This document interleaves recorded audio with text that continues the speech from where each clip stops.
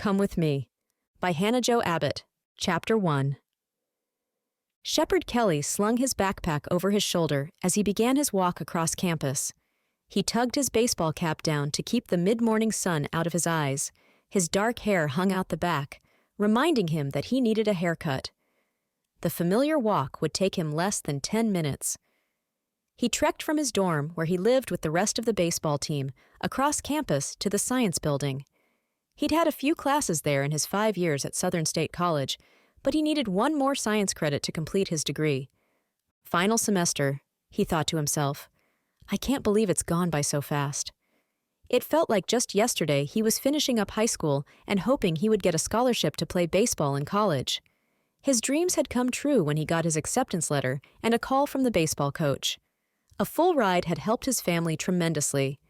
As he walked, he thought about his sisters, who had helped raise him. Paige and Peyton were now married and living lives of their own. Paige still looked out for their youngest 2 siblings with her husband Russell, and they had their own 2 kids. And Peyton had married Spencer, who she met at this same university. She was the one who introduced Shep to the baseball coach and encouraged him to attend school there. The 2 siblings had been at school together for 2 years before Peyton graduated. Shep sighed at the thought of still being single. Both of his older sisters were married by the time they were his age. Of course, Paige had taken her time after the death of their parents, while she was caring for all 5 younger siblings. But she was still married at 22, and Peyton had married her sophomore year of college when she was only 20. Shep had thought that he would at least have met someone by now. I guess I've been busy being married to baseball, he thought. Although he knew that was only partly true. There had been girls he could have dated. Lots of girls came out to watch baseball games. Cleat chasers, they sometimes called them. But he hadn't met any of them that he felt a connection with. And he didn't want to waste time in meaningless relationships. So here he was, finishing college, playing baseball, and single. He shook off the depressing thoughts as he entered the building and headed to his class. He expected this to be an easy first day of biology and lab. Usually, the professors would just go over the syllabus and mention their expectations for the class. When Shep discovered he needed one more science credit to complete his degree, he was a little nervous since science hadn't been his strong point. But it wasn't a class for his major, so it didn't matter what he took as long as he got the hours to count.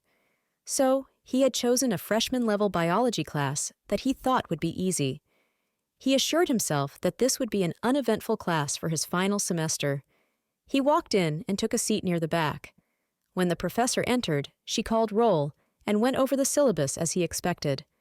But then she launched into a lecture on the first chapter and didn't stop for the next hour. Shep had pulled out a notebook and pencil when he realized he needed to take notes. Once she finished the lecture hour, he still assumed that she would let them out without the lab portion on the first day. He assumed wrong. "We have a 5-minute break before our lab begins," the professor said. "I have paired you up with your lab partners, and this will be your assigned partner for the entire semester. Please listen as I call out your name with your partner's name and look to see who it is, so you know who to sit with when we meet in the lab." Bailey Holmes sat quietly in the front row of her biology class. She dutifully took notes on the lecture and gave the class her full attention. When the professor began calling out lab partner assignments, she listened for her name. "Bailey Holmes," the professor called out. "Here," said Bailey, raising her hand just slightly. "Shep Kelly." Bailey turned her head towards the back of the class at the sound of the voice that answered. When she saw the tall, dark-headed boy with a baseball cap on, she fought to keep from rolling her eyes. His shirt that read University Baseball fit him well enough to show off his figure, even sitting in a desk. Great, she thought, an athlete. I thought this would be an easy class. I'll probably have to do all the labs myself. Bailey waited as the professor called out the rest of the names and dismissed them. She gathered her things and left the room without looking to the back of the class again. The lab was in a different classroom, but in between Bailey stopped to pull out her phone. She sent a short text. "We're having lab today. Can't believe that on the first day. But I'll be a little later than I thought." Bailey entered the lab room, expecting it to be mostly empty as students took advantage of the short break. She also expected the baseball player to saunter in at the last minute. She was wrong about one of those. In the front row of lab tables, there he sat. He was leaned over the table looking at his notebook. His feet were firmly planted on the floor as his long legs stretched down from the lab stool. Bailey cleared her throat as she approached. He stood to greet her like a good Southern boy. "Hey, I'm Shep." "Bailey." She barely lifted the corners of her mouth into a smile. "I guess we're stuck together this semester." He took off his baseball cap and smiled, and she had to grip the table. His dark hair and hazel green eyes would have been enough, but when he smiled, it showed identical dimples on either side. She considered herself average height, but she had to tilt her head to look up at him since he stood so close. "Nice to meet you," he said, reaching out his hand to shake hers. Bailey reached back, and when he gripped her hand, it felt strong and gentle at the same time. She shook her head slightly and released his hand to take her seat. "Nice to meet you too," she said. She stared at the table in front of her. "Are you a freshman?" she asked. Why did I ask that? She asked herself, why am I acting like I care? Shep chuckled. "No, actually, I'm a senior." "Oh," Bailey's voice showed her surprise. "Me too." "Cool," Shep said. "I can't believe this is my last semester here." 4 years goes fast, I guess. Shep cleared his throat. "Well, actually it's 5 years. I'm on the baseball team, and I redshirted my freshman year, so I stretched out my credits to play 4 years." "Oh." Bailey's voice was quiet. "I've actually been here 5 years too, just taking classes a little bit at a time." "Gotcha. It's been nice to not be in a big hurry, but now it feels like it's all ending very soon." Bailey tucked her hair behind her ear as she heard herself ask another personal question. "Where are you from?" "Pine Haven. Ever heard of it?" "Can't say that I have." "It's a small town, about an hour south of Birmingham." "Oh," Bailey's mouth formed an O. She found herself staring at him as he talked. "What about you?" "Me?" She put her hand to her chest as if she couldn't imagine him asking her anything about herself. "I'm from here." "Here? Like Alabama?" "No, here like 10 minutes away from campus." "Oh, cool. So you live at home then?" "Yep." "That must be why I haven't seen you before." Shep smiled again, and Bailey felt like it warmed her all the way to her toes. She felt a blush creeping up her neck and was glad to turn her attention to the front as the professor entered and explained their task for the day. Bailey listened as the professor explained that they would be practicing with the equipment they would be using this semester. They needed to turn the microscope on and off and view a slide with it. Then they would use beakers and test tubes to measure water just to familiarize themselves. "Easy enough," Shep said, as the professor finished and told them to get started. He reached for a beaker. "I'll go ahead and get the water." "All right," Bailey thought in her mind, but her mouth was frozen as she watched his tall form get up and walk to the front of the room. When he turned and caught her staring, she quickly tried to busy herself. She pulled the microscope over to her side of the table and turned the switch on. There were a few slides on the table, and she slid each one in looking at it for only a second before switching it out. When Shep returned to the table, she pushed the microscope towards him. "Here you go. I've looked at them all." Shep set the beaker of water on the table. "I think you're supposed to turn it back off," he said kindly. Bailey rolled her eyes at her mistake. "Oh, right." Without thinking, she stuck her arm in front of him to reach the switch. She didn't see the beaker until she bumped her hand into it and knocked it right into Shep's lap. "Oh!" She jumped up. I'm so sorry. I didn't mean to." She turned without another word and ran to the front of the room where a paper towel dispenser was attached to the wall. She grabbed several and ran back to the table. "Here, She tried not to stare at his pants, which were soaked. Here you go." She pressed the paper towels in his hand and took a deep breath, resisting the urge to cover her red face with both of her hands. Shep hadn't moved since she spilled the beaker. She looked at his face now and thought that he looked more shocked than angry, but she couldn't be sure since she didn't actually know what his angry face might look like. "I'm so sorry," she whispered. He had begun patting himself dry. "It's all right," he said slowly. Finally, he looked up at her and said, "Accidents happen. I'm just glad it was water and not some dangerous chemical." His eyes twinkled at her. Bailey pressed her lips together as a giggle began to build in the back of her throat. She raised her hand to cover her mouth as her laugh bubbled out. She couldn't help it, and her face broke into a full smile as she laughed. "I'm sorry, I know it's not funny." Shep laughed too. "It's all right. I know you didn't mean to." "You don't have another class after this, do you? I hope you can go change." "Yeah, I can run back to my dorm, no problem," he assured her. "Good. I would hate for you to walk around campus like that." She wiped her hand across her forehead and walked around the table to take her seat. "I guess we should finish up the lab work." "Are you sure it's safe?" he asked, smiling at her. She gave him a mock, angry look.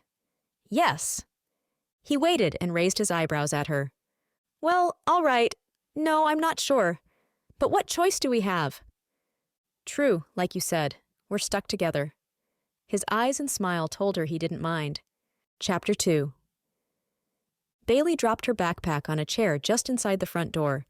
She slipped off her shoes and placed them in a basket, abiding by her mom's no shoes in the house rule. She walked on through the foyer into the kitchen, where she knew she would find her mom drinking her coffee. If nothing else, her mom was known for her predictable routine. "Hey, Mom," Bailey said. "Hey, Bug, how was your class?" Bailey cut her eyes up at the ceiling, thinking about her interaction. "Fine. It was interesting." That sounds like a story." "Maybe I'll tell you later," Bailey said. Right now, she only had one focus. She walked through the kitchen into the living room and called out, "Libby," looking for the 3-year-old girl. She found her playing with blocks on the floor and held out her arms as the little girl came running. "Mommy!" Bailey scooped her up as the two met. "Hello, Angel. How's my sweet girl?" "Mommy, I made a block tower and I stacked it super, super high. And Mimi made me pancakes for breakfast." Bailey smiled at her daughter's excitement, brushing off the sting to her heart that her mom got to have breakfast with her and play with her all morning. "That sounds so fun. Did you save me any?" "Any blocks?" Libby scrunched up her face in confusion. "No, silly," Bailey said as she tickled Libby's tummy. "Pancakes." Libby's high-pitched laugh pierced the room. "No, Mommy, I ate them all." She spread her hands wide to emphasize the last word. Bailey laughed with her, too. "That's all right. I'll fix myself some lunch and eat it all, too." She put down Libby, who promptly ran into the kitchen yelling, "I'll help! I'll help!" Karen, Bailey's mom, helped Libby up onto a stool while Bailey went to the refrigerator for lunch supplies. "Mom, do you want me to fix you a salad?" "Sure, and I'll make Libby a peanut butter and jelly sandwich while you two work on that." The three worked together at the counter. Libby chattered away, telling Bailey every detail of her day. Bailey listened and laughed or encouraged at all the right places. It was several minutes before her mom brought up her class again. "So what was the interesting thing in class today?" Mom," Bailey groaned as she rolled her eyes. "It's nothing." "If it's nothing, then tell me." Bailey sighed. "All right, but I blame Dad for my clumsiness." "Oh, me too, and this story just got even more interesting." "So we had to practice using the tools in the lab today, including measuring beakers full of water. And I just, I got distracted and I knocked the water over." Karen raised her eyebrows, waiting for more. "Into his lap." Bailey covered her face with her hands. "What?" Karen laughed. "Really?" "Yes, really." "What exactly were you distracted by?" His smile, his eyes, his muscles, Bailey thought. "The microscope," she said. Her mother's look said she didn't believe her. "Tell me more about this lab partner." Bailey rolled her eyes again. "Mom, no." "What? Is he nice? Oh, wait, is he a freshman?" She scrunched her nose. "No, he's a senior, and an athlete." Well, that doesn't have to be bad, does it?" "Nope, it doesn't have to be anything. He can be nice and be a baseball player and be my lab partner for the next 16 weeks. Then I can graduate and be done with school forever." Karen put her hand on Bailey's arm. "And your father and I are very proud of you. We're glad that you made this commitment and stuck to it." "Mom, don't get sappy on me now. Save that for graduation. Bailey flashed a smile at her. Now, did I see some cookies in the pantry? Libby squealed, I want a cookie. Then eat up all your lunch, and you can have a cookie for dessert. Bailey planted a kiss on Libby's cheek and got a taste of peanut butter. Then it's time for a nap. Yes, ma'am, Libby said. Bailey smiled at her daughter and once again breathed a silent prayer of thanks to God for this ray of sunshine in her life. An hour later, Libby was down for her nap, and Bailey was headed out the door again. She made the drive to the hair salon where she worked in only a few minutes. Dressed in jeans and a black t-shirt, she checked her hair in her rearview mirror before climbing out of her car and walking in. Hey, Kim, Bailey greeted her employer. Hey, Bailey, Kim smiled. How was your last first day of class? Bailey smiled too. Oh, same as the other first days of classes. She didn't bring up any baseball player lab partners. But I am relieved that it's nearly over. She put her purse under the front counter, preparing to take her spot greeting customers as they came in. So, how long until you can come work with me full-time? Bailey sighed as she put her hands on her hips. You know I wish that I could. You just keep wishing, and maybe one day it will come true, Kim said. She turned her attention back to the customer in her chair, asking her about the length for her haircut. Bailey straightened up a few items on the counter, then went to check their inventory of the products they sold in the front of the salon. She knew each one by heart and could describe the benefits and recommendations as well as any of the stylists. She ran her hands over the bottles as she straightened them, wishing, as Kim had said, for the umpteenth time that she could work at the salon full-time. Even as a teenager, she had wanted to be a hairstylist. She could see herself working in her station, cutting hair, coloring and styling, giving her clients plenty of care and attention. But all of that changed when she had gotten pregnant. Her parents had always wanted her to go to college to get a real job instead of working in a salon. Still, she had always thought she could go to cosmetology school and choose her own path. But when her parents agreed to help with the baby, part of the conditions had been that she go to college and get her degree. And because of how helpful and generous they had been, Bailey knew she couldn't disappoint them now. She would graduate in just a few months with her degree in business. Then she would get a real job, and she would be able to support herself and Libby. She had closed the door on that dream, and right now she knew what she had to do. She would spend a few hours answering the phone, greeting people, sweeping up after haircuts, and gathering linens to be washed. She enjoyed the work, even though it would be tiring. But then she would get to do the thing she loved most. Go home and be with her little girl. Chapter 3. Shep tossed a baseball back and forth with his partner, warming up for practice. 3 other teammates stood alongside him, throwing with their own partners. Thankfully, the sun was out, making the cool January day just a little warmer. So you were literally soaking wet walking back from class? Bradley stood to Shep's right and laughed at the story of his incident in the lab. Shep smiled good-naturedly. Yeah, I was. He threw the ball a few more times in silence. He wasn't a big talker at practice where he wanted to be focused. Man, I wish I could have seen that. Is she cute at least? Shep thought about how to respond, not because he didn't know the answer, but because he couldn't be sure how his teammates would react. Yeah, she is. So ask her out. Just like that? Yeah, dude, said Bradley. Especially after she dumped water on you. She at least owes you a date. Maybe, but you know that's not how I am. I know that how you are is single and dateless. Come on, if she's cute and you aren't mad at her, then why not just ask her out? I don't know. Look, I know you're all about waiting for the right one, but if the right one comes along and you don't ever ask, how are you going to find out? For all you know, the right one passed right by you while you were being too nice and quiet to say anything. Shep's gaze was serious. Yeah, maybe, was all he said. Or for all you know, she could be the right one, and one day you'll be telling your grandkids about how you met, and she doused you with highly flammable chemicals in science lab, and you nearly died. Shep lowered his eyebrows in confusion. It was just water. Bradley laughed. Yeah, but you know how old people like to embellish stories, so in 50 years it will be highly flammable chemicals. Shep chuckled. He never took his eye off the ball as he threw it with his partner. But his thoughts drifted. Maybe Bradley's right, he thought. Maybe I've just been too scared or not wanted to bother someone by asking them out. But what if I'm missing my chance? He let that thought hang in his mind throughout practice. Today was a fielding day, so Shep stood at his position at first base. He spent the time chasing ground balls, catching pop flies, and practicing throws. The time passed quickly as he played the sport he loved. Later, he showered off after practice and headed to dinner with his teammates in the school cafeteria. His friends chatted as they walked across campus, but Shep was quiet as his thoughts about a girl still plagued him. He knew in that moment that it would be better to turn his thoughts into prayers.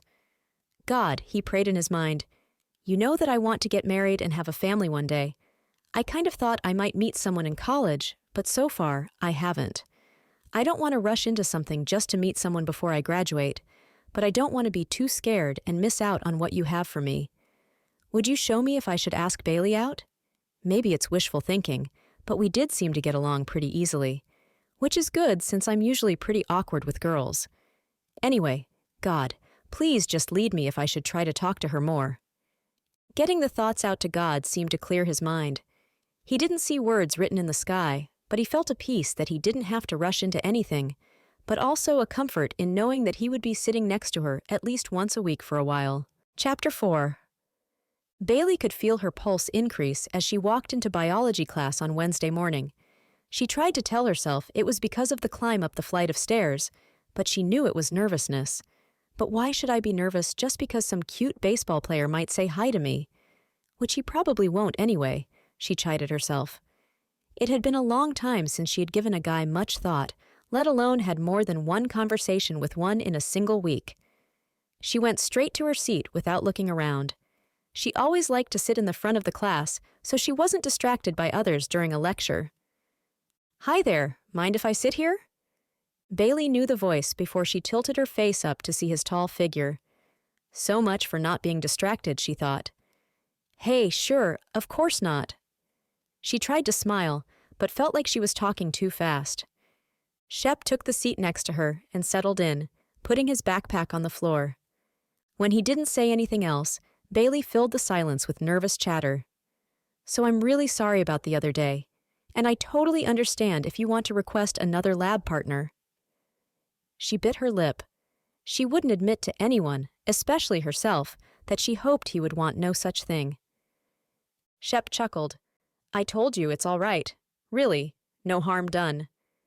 So you didn't catch a cold from walking across campus in winter with wet clothes?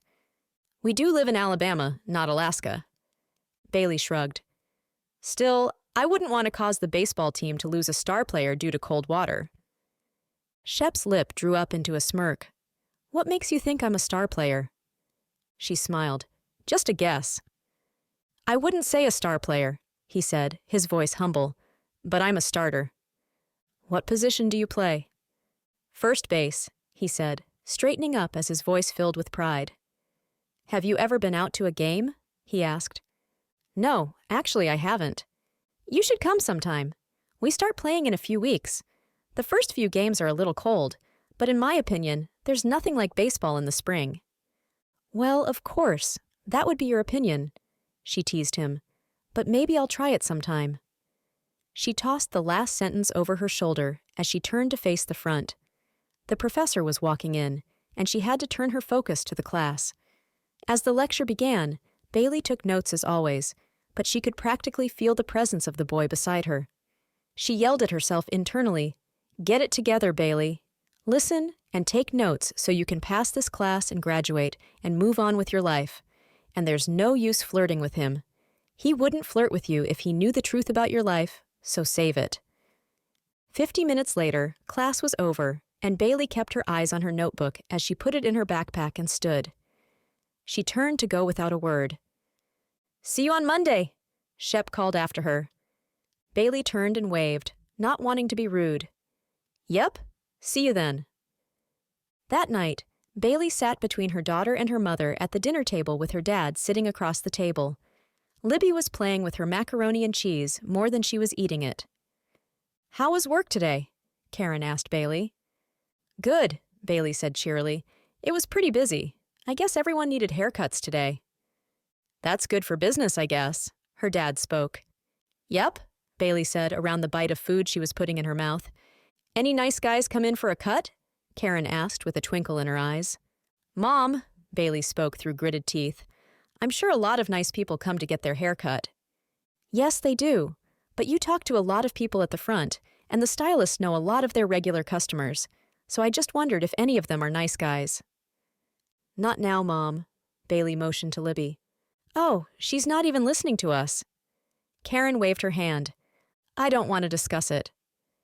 And why not? Because I'm not interested. I'm not looking to date. Ever? Not now for sure. Bailey shrugged. Maybe not ever. Bailey! Her mother's voice was shrill. I can't believe you would say that. You are a beautiful girl with so much to offer, and you've got your whole life ahead of you. I think you should be open to a relationship at some point. I don't know, Mom. I'm still trying to figure out my own life and how Libby and I will get along. So I don't want to think about it right now. And anyway, I don't know any guys who are ready to take on what I would come with. Bailey, you don't know until you get to know someone. You might be surprised. And really, not every guy is like... Don't even say his name, Mom. I wasn't going to. I was just going to say that there are nice guys out there, and not every one of them runs away from responsibility. You haven't dated anyone since then, and you can't go through your whole life afraid. Mom, I think that's enough for now. All right. Karen held up her hands to show she was giving up. I just think you have Libby to think about. Bailey felt her anger rising, but bit her lip so that she wouldn't raise her voice at the table, and in front of her daughter. I am thinking about Libby. Everything I do and think about is for her, and trying to find someone else to bring into her life that could leave her again is not in her best interest. Bailey. Her mother's voice was almost a whisper. Bailey held her hand up to stop her. Mom, please. Her mother respected that and let the topic go. But the thoughts raged on in Bailey's mind as they finished their meal. Besides, she thought, if God wanted Libby to have a father who was involved in her life, he could have given her one. Chapter 5. It was Wednesday when Shep watched Bailey walk into the lab. He stood with one hand leaning on their lab table.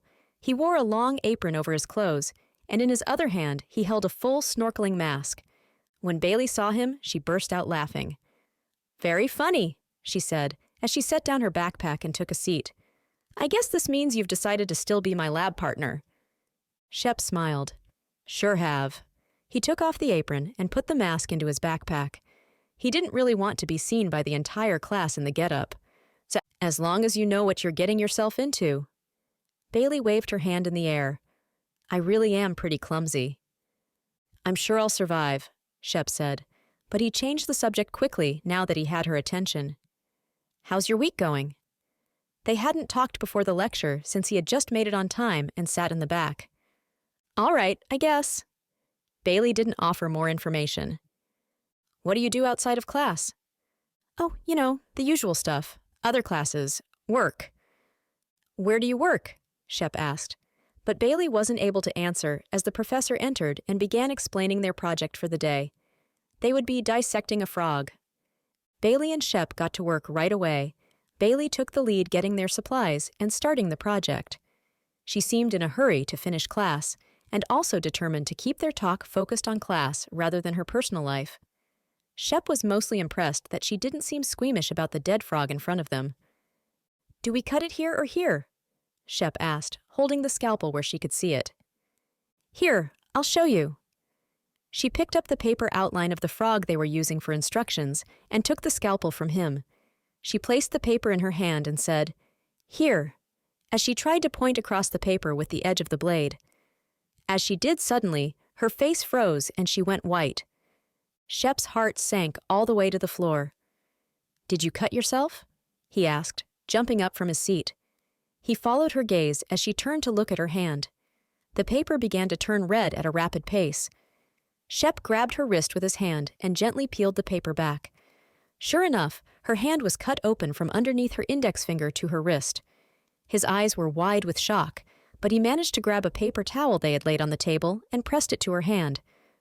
"Are you all right?" he asked. "Does it hurt?" Bailey seemed too shocked to speak. "A little, I can't." She was closing and opening her eyes, and her breathing was fast. Shep felt himself about to panic when he looked into her eyes as they rolled back in her head, and she suddenly went limp. He reached out with one arm just in time to keep her from falling out of her chair. "Help!" he managed to call out while holding her weight on one arm and still trying to keep the paper towel on her hand. "Goodness!" Professor Smith came running to their table. "What happened?" she asked, taking Bailey's hand from Shep's and putting pressure on with the paper towel. She cut her hand, and then she passed out when she saw the blood. Bailey was starting to come to. "Bailey, wake up!" Shep said loudly. "Bailey!" She opened her eyes and tried to sit up, staring at Shep like she didn't know who he was. "What's going on?" "You passed out," he said. "Oh," Bailey said, her mouth falling slightly open. "My hand." "Yes, you cut it." "Oh," Bailey said again, and started to turn her head as she lifted her hand. "No." Shep put his hand between her eyes and her hand. "Don't look at it again. I think that's what caused the fainting problem." "Yeah, I don't do well with with..." "It's all right," Shep shushed her. "Just don't look at it." "Is it very bad?" He grimaced. "I think you might need stitches." "I think so too," Professor Smith said. Shep turned to look at her. He had almost forgotten she was there. He still had one hand around Bailey's shoulder from where he had steadied her. He realized this and gently lifted his hand, waiting just a moment to see if Bailey could sit on her own. When he found she could, he stepped back and let Professor Smith inspect her hand. "We may need to call an ambulance for you to go to the emergency room," Professor Smith said. "You shouldn't drive with it cut like that, especially after passing out." No, that's all right. I can call my parents. We don't live far." "I can take you." Shep stepped forward as he spoke. "Oh, that's really not necessary." "Really, I want to help," he said. Professor Smith spoke up. "Is that all right with you, Bailey? We will need to fill out an incident report before you go if you don't want to involve any officials." "All right, that's fine." Shep picked up her backpack. "I'll get my car and bring it to the door and come back to get you." With that, he walked out of the classroom before Bailey could say no again. He jogged to his car in the resident student parking lot and drove back to the science building in record time. Pulling up to the door of the building, he put his flashers on as he jumped out and ran up the steps. When he entered the classroom again, he found Bailey with her head in her good hand, leaning over the desk. Professor Smith stood close by. "You okay?" Shep asked, concern washing over his face. Bailey slightly shook her head but didn't speak. "She's very pale, and I think she nearly passed out again," Professor Smith said. "Are you sure you can handle this?" she asked. "Yep, I'll take care of her." He felt sure that was true. "Bailey," he said, putting his hand on her back, "can you stand up?" "Maybe," she mumbled. She looked up at him and seemed to decide to be tough. Yes, I can stand." She placed a hand on the table and balanced herself as she stood. Her other hand was wrapped up in several layers of paper towels. Shep guessed that was so she wouldn't see the blood. He reached out and took hold of her good arm, steadying her. She managed to take a few wobbly steps and make it out of the classroom. They were only a few steps down the hall before Shep decided this wasn't going to work. "Bailey, we're going to have to go down the steps. Are you sure you're up for that?" Yeah, sure." She looked up at him, and her eyes fluttered in what looked to him like exhaustion and fear. Shep was afraid they would fall down the steps with her weakness, or she might pass out again. So he made a quick decision. "All right, Bailey, trust me. This is for your own good." With that, he lifted her arm up over his head to his shoulder and scooped her up in his arms. With her there, he quickly descended the stairs. Bailey felt like she was unable to resist, but she couldn't believe she was being carried down the stairs by her strong, attractive, kind lab partner. She had felt the blade cut across her skin and knew things would go downhill quickly. Ever since she was little, she couldn't stand the sight of blood, and seeing her own blood had caused her to feel lightheaded more than once. but she couldn't remember actually passing out. She also couldn't remember seeing that much blood at once. But now she couldn't think about any of that. Her senses were being attacked by the closeness of this guy that she barely knew. But here she was, arm wrapped around his neck, head leaned on his shoulder. Her body pressed up against his, and his arms holding her close as they bumped down the stairs. And boy, did he smell good. Not like heavy cologne good, but like shaving cream and manliness good. She could feel his every breath and his tightened muscles. When they made it out the door, he took her to the passenger side and slid her into the front seat. "Can you buckle yourself?" His voice almost made her jump. She was so deep in her own thoughts. But she moved quickly to reach for the seatbelt. "Yes, I got it," she said, terrified that he might reach around her again if she didn't prove she could buckle it. But he gently shut the door and jogged around the front of the car to his own side. Bailey appreciated the view from her seat. They arrived at the hospital without incident. Bailey kept her eyes on the road, determined not to look at her hand and start feeling faint again. She was also trying to distract herself from thinking that she should call her mom. She didn't want to cause alarm until she knew how bad it was, and so she decided to wait until she was checked out, in case they said it was nothing. Shep parked as close to the entrance as possible and hurried around to open Bailey's door. He reached for her elbow as she climbed out of the car, and he didn't let go as they began to walk. "I'm all right, really," Bailey said, although she really didn't mind his hand on her arm. "I'm sure you are," Shep said without letting go. Bailey hadn't stood this close to a guy in a very long time. She tended to keep her distance from the male species, physically and emotionally. But Shep seemed concerned for her health and safety, and she smiled when she caught how he was watching her out of the corner of his eye. She was sure it was because he was afraid she was going to fall on the concrete at any second. Inside the emergency room, Bailey had to fill out some information, which made her glad she had cut her left hand instead of her right. Then the receptionist told them to take a seat, and they would be called soon. The waiting room wasn't too crowded, but Shep led the way to a back corner where no one else was sitting. He took a seat, and Bailey stood for a second, unsure where she should sit. Leaving a seat in between them seemed odd, but she didn't know how long they would wait, and sitting right next to him could get awkward. Shep watched her for a moment before patting the seat beside him. "It's all right, I won't bite." Bailey gave a nervous laugh as she sat down beside him. "I'm sorry about all of this." Shep waved a hand through the air. "Don't worry about it. Accidents happen." "Yeah, but not to other people as often as they happen to me." "Oh, so are you a frequent flyer in the emergency room?" "Maybe not the emergency room, but I can definitely be labeled as clumsy." "I guess I should start a running list of things I need to be in charge of for lab. So far, I've got glass beakers with liquid and sharp objects." Shep counted on his fingers and gave her a teasing look. "And what exactly will I do during lab, then?" "Sit there and look pretty," Shep smiled. Bailey felt herself blush and looked away. "So I need a distraction from all of this. Talk to me." "All right, what would you like to talk about?" "Anything. Tell me about you. All I know is that you play baseball and you're quite a knight in shining armor in a biology lab." Shep smiled. "I'll take that as a compliment." He cleared his throat. "So, about me?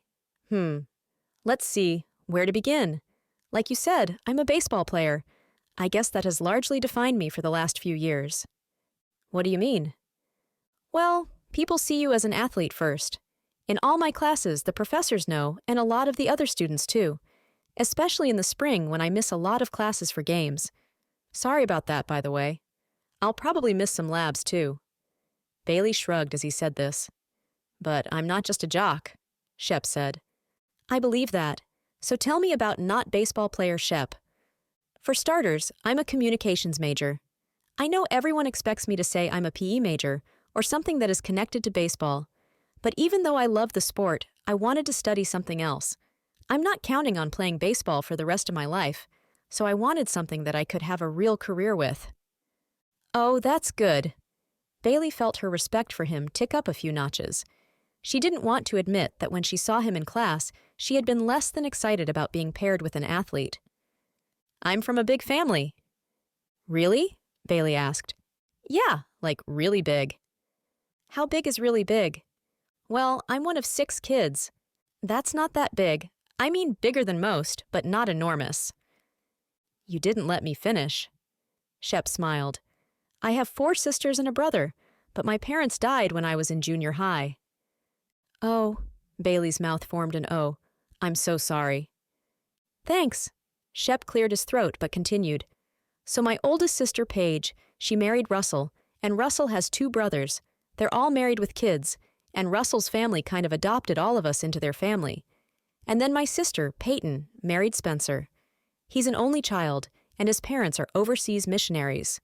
So total, we have Jim and Gladys, who are the grandparents, Russell's mom and dad. And then there are 5 brothers, 4 sisters, 2 sisters-in-law, 1 brother-in-law, and 8 kids. Wow, that is a big family. Bailey's eyes were wide. I guess I would just identify with your brother-in-law. I'm an only child. Shep laughed. Yeah, it was a little overwhelming for him at first, but he's gotten pretty used to it. Did you like growing up as an only child? Sometimes. I guess it was nice to have my parents' attention all the time. But I always thought it would be nice to have siblings too. I can't complain though. My parents are pretty great. They've been really supportive of me. That's nice, Shep said, his voice drifting off. She realized how that might make him feel since he had lost his parents. She tried to change the subject. Did you play baseball in high school? Sure did. Baseball, basketball, whatever sport I could get into. But baseball seemed to be the one I was most talented in, so it stuck. That's good. Bailey's own voice drifted off. She knew she had to tell him something before they got called back. Listen, Shep, I know they're going to ask a lot of questions once I get called back. Shep raised his hand to stop her. I can wait out here if you're more comfortable with that. I don't want to interfere. I just wanted to make sure you made it safe and are taken care of. The fact that he didn't pressure her made her want to open up to him all the more. Thanks. I appreciate that. She almost let it go at that and accepted his offer. But she didn't expect him to want to stick around after she told him what she had to say, so she decided it was best to get it over with. But it's fine. I'll just tell you. She closed her eyes and took a deep breath. I have a daughter. She's 3. Shep raised his eyebrows and was silent for a few beats, as if deciding how to respond. 3, huh? Do you have pictures? What? Bailey said. His words jumbled in her ears. She definitely had not expected him to say that. Pictures? Do you have pictures of her? Of course. Bailey reached to grab her phone from the side pocket of her backpack. With her good hand, she flipped through the screen and then handed it to Shep. He took it and looked it over and smiled. She's adorable. She looks just like you, he said. Thanks, Bailey said, taking the phone back and looking over the picture of her daughter. She smiled too. She's an angel. I believe you. So does she live with you? Yes, with me and my parents. My mom keeps her while I'm at school. Now I know what you mean by supportive. Yes, it hasn't always been easy, but I'm grateful for them. She wanted to explain more. At least she thought she might, but just then her name was called. She stood up and picked up her backpack. So do you want me to stay here or go with you?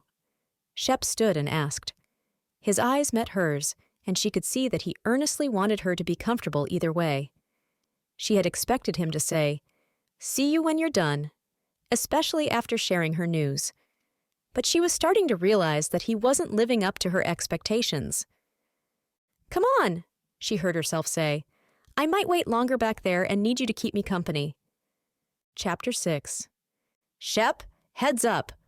Shep looked up at the sound of the voice, just in time to see the ball coming at him, and stepped to the side. He shook his head, trying to make himself focus on practice. Thanks, man. Sorry, I wasn't paying attention. What's going on in your head? Girl problems? Shep didn't want to admit that it was true. I'm good. I just got distracted for a minute. I'm here now. Let's finish warming up. He told himself it was true, but he couldn't stop thinking about Bailey. He had thought they were really hitting it off. He had even been ready to ask her out. Their conversation was going so well, and he thought he could work himself up to it. But then she dropped the bomb on him. She has a daughter. He had thought that phrase over and over since the moment she said it. Of course, he hadn't wanted to act upset or anything when she told him. He had tried to be kind in his response. But that really changed everything. I'm not ready for that kind of relationship, he told himself. So now he knew the best thing was to just be friends with her. He didn't see a future with her. Still, that didn't stop him from thinking about her in the middle of practice. He wondered if she was all right after her emergency room visit. And when his sister called and asked him how everything was going, he wanted to tell her about the girl he had met. No use, he told himself again. Focus on practice. Move on. This obviously wasn't the right girl, so that's what he did. He focused on practice, classes, and homework. Saturday was for practice and studying, but Sunday arrived and he was looking forward to a day off. When he woke up, he made a quick decision to go to church. He didn't really have a church home in the college town. He went to church with his family on weekends he could make at home. He had found a church to attend in town on occasion, but he didn't go regularly because of his baseball schedule. But today, he knew he wanted to be there. He got ready quietly, as his roommate slept, and slipped out the door. When he walked into the foyer of the church, he breathed a sigh of relief. He had felt a little down the last few days. The disappointment of deciding he wasn't asking Bailey out had hit him hard. But he wanted to believe that God had a plan and that he might find the right girl soon. Being in church just reminded him to look to God, and he had needed that reminder. He felt his spirit had been lifted just by walking through the doors. He picked up a bulletin in the foyer and walked into the sanctuary where he took a seat near the back. He had arrived just in time for the service, so the music started just as he sat down.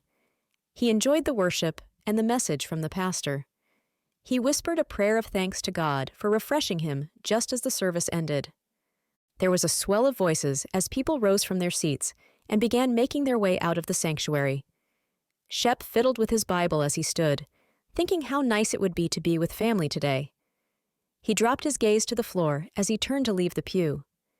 He jerked his head back up when he heard a familiar voice. His eyes locked on her, and all his thoughts of just being friends with her were forgotten for just a moment. He shocked himself when he called out, "Bailey." She turned to see him, and her face lit up when she recognized him. "Shep!" She had been walking up the aisle with an older couple. Shep assumed they were her parents. He walked to where they stood. "Hi," he said, his heart pounding with excitement at seeing her and nervousness at the situation. "Hey," Bailey said. Her eyes met his, and she stood unmoving for a few seconds. I didn't know you went to church here."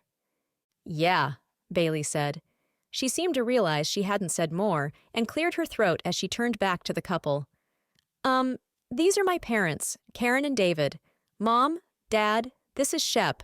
He's my lab partner." Karen spoke up. "Oh, Shep, it's nice to meet you. Thank you so much for getting Bailey to the hospital." Bailey blushed and tucked her hand behind her back, hiding the 7 stitches across her palm. Shep wasn't sure if it was embarrassment from her mom gushing or over going to the hospital. He tried to brush it off. "Oh, no problem. I was happy to help." "Well, it was very responsible of you," Karen said.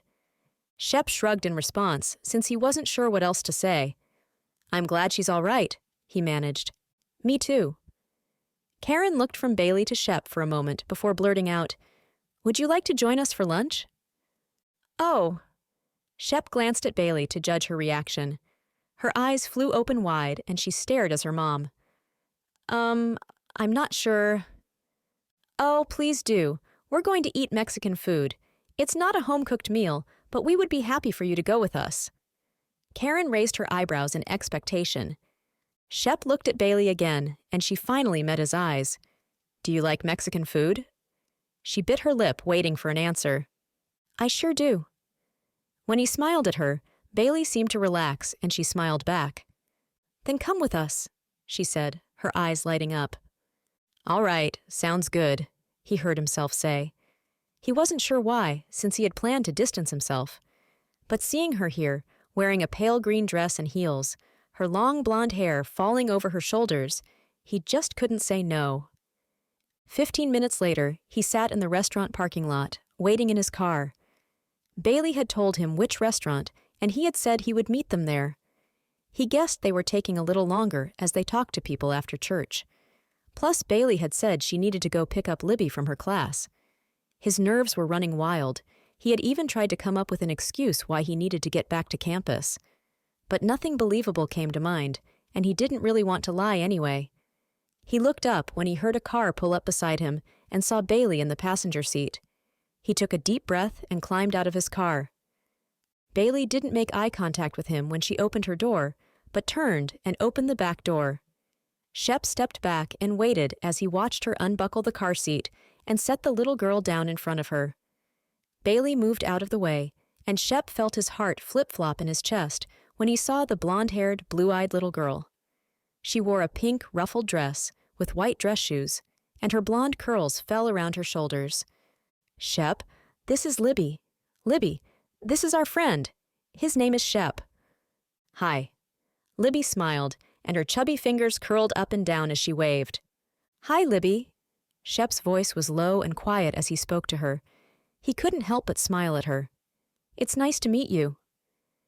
Libby only giggled in response, then took her mom's hand and jumped up and down. "Let's go eat cheese dip." Bailey met Shep's eyes as she glanced in his direction. She seemed to wait for his response. "Yes, let's eat cheese dip." He smiled with his eyes locked on Bailey, before looking back down to Libby. "Cheese dip is my favorite too," he said. Inside the restaurant, they were seated at a long table. Karen and David sat next to each other on one side, and Bailey and Shep were on the other with Libby in between them. Libby chattered to Shep practically non-stop. Bailey gave Shep an apologetic look, but he shrugged and turned his attention back to the little girl as she told him all about the craft she made in Sunday school. When the waitress brought them chips and cheese dip, Bailey used it as a distraction.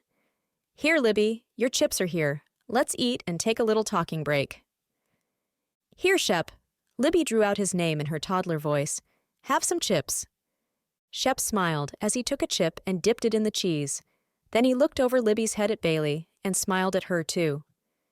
"She's not bothering me," he said. "She reminds me of my youngest sister when she was little."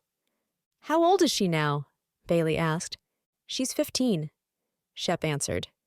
"So she's the youngest, right?" said Bailey. "Yep. The twins, Lucy and Joe, are the youngest," said Shep.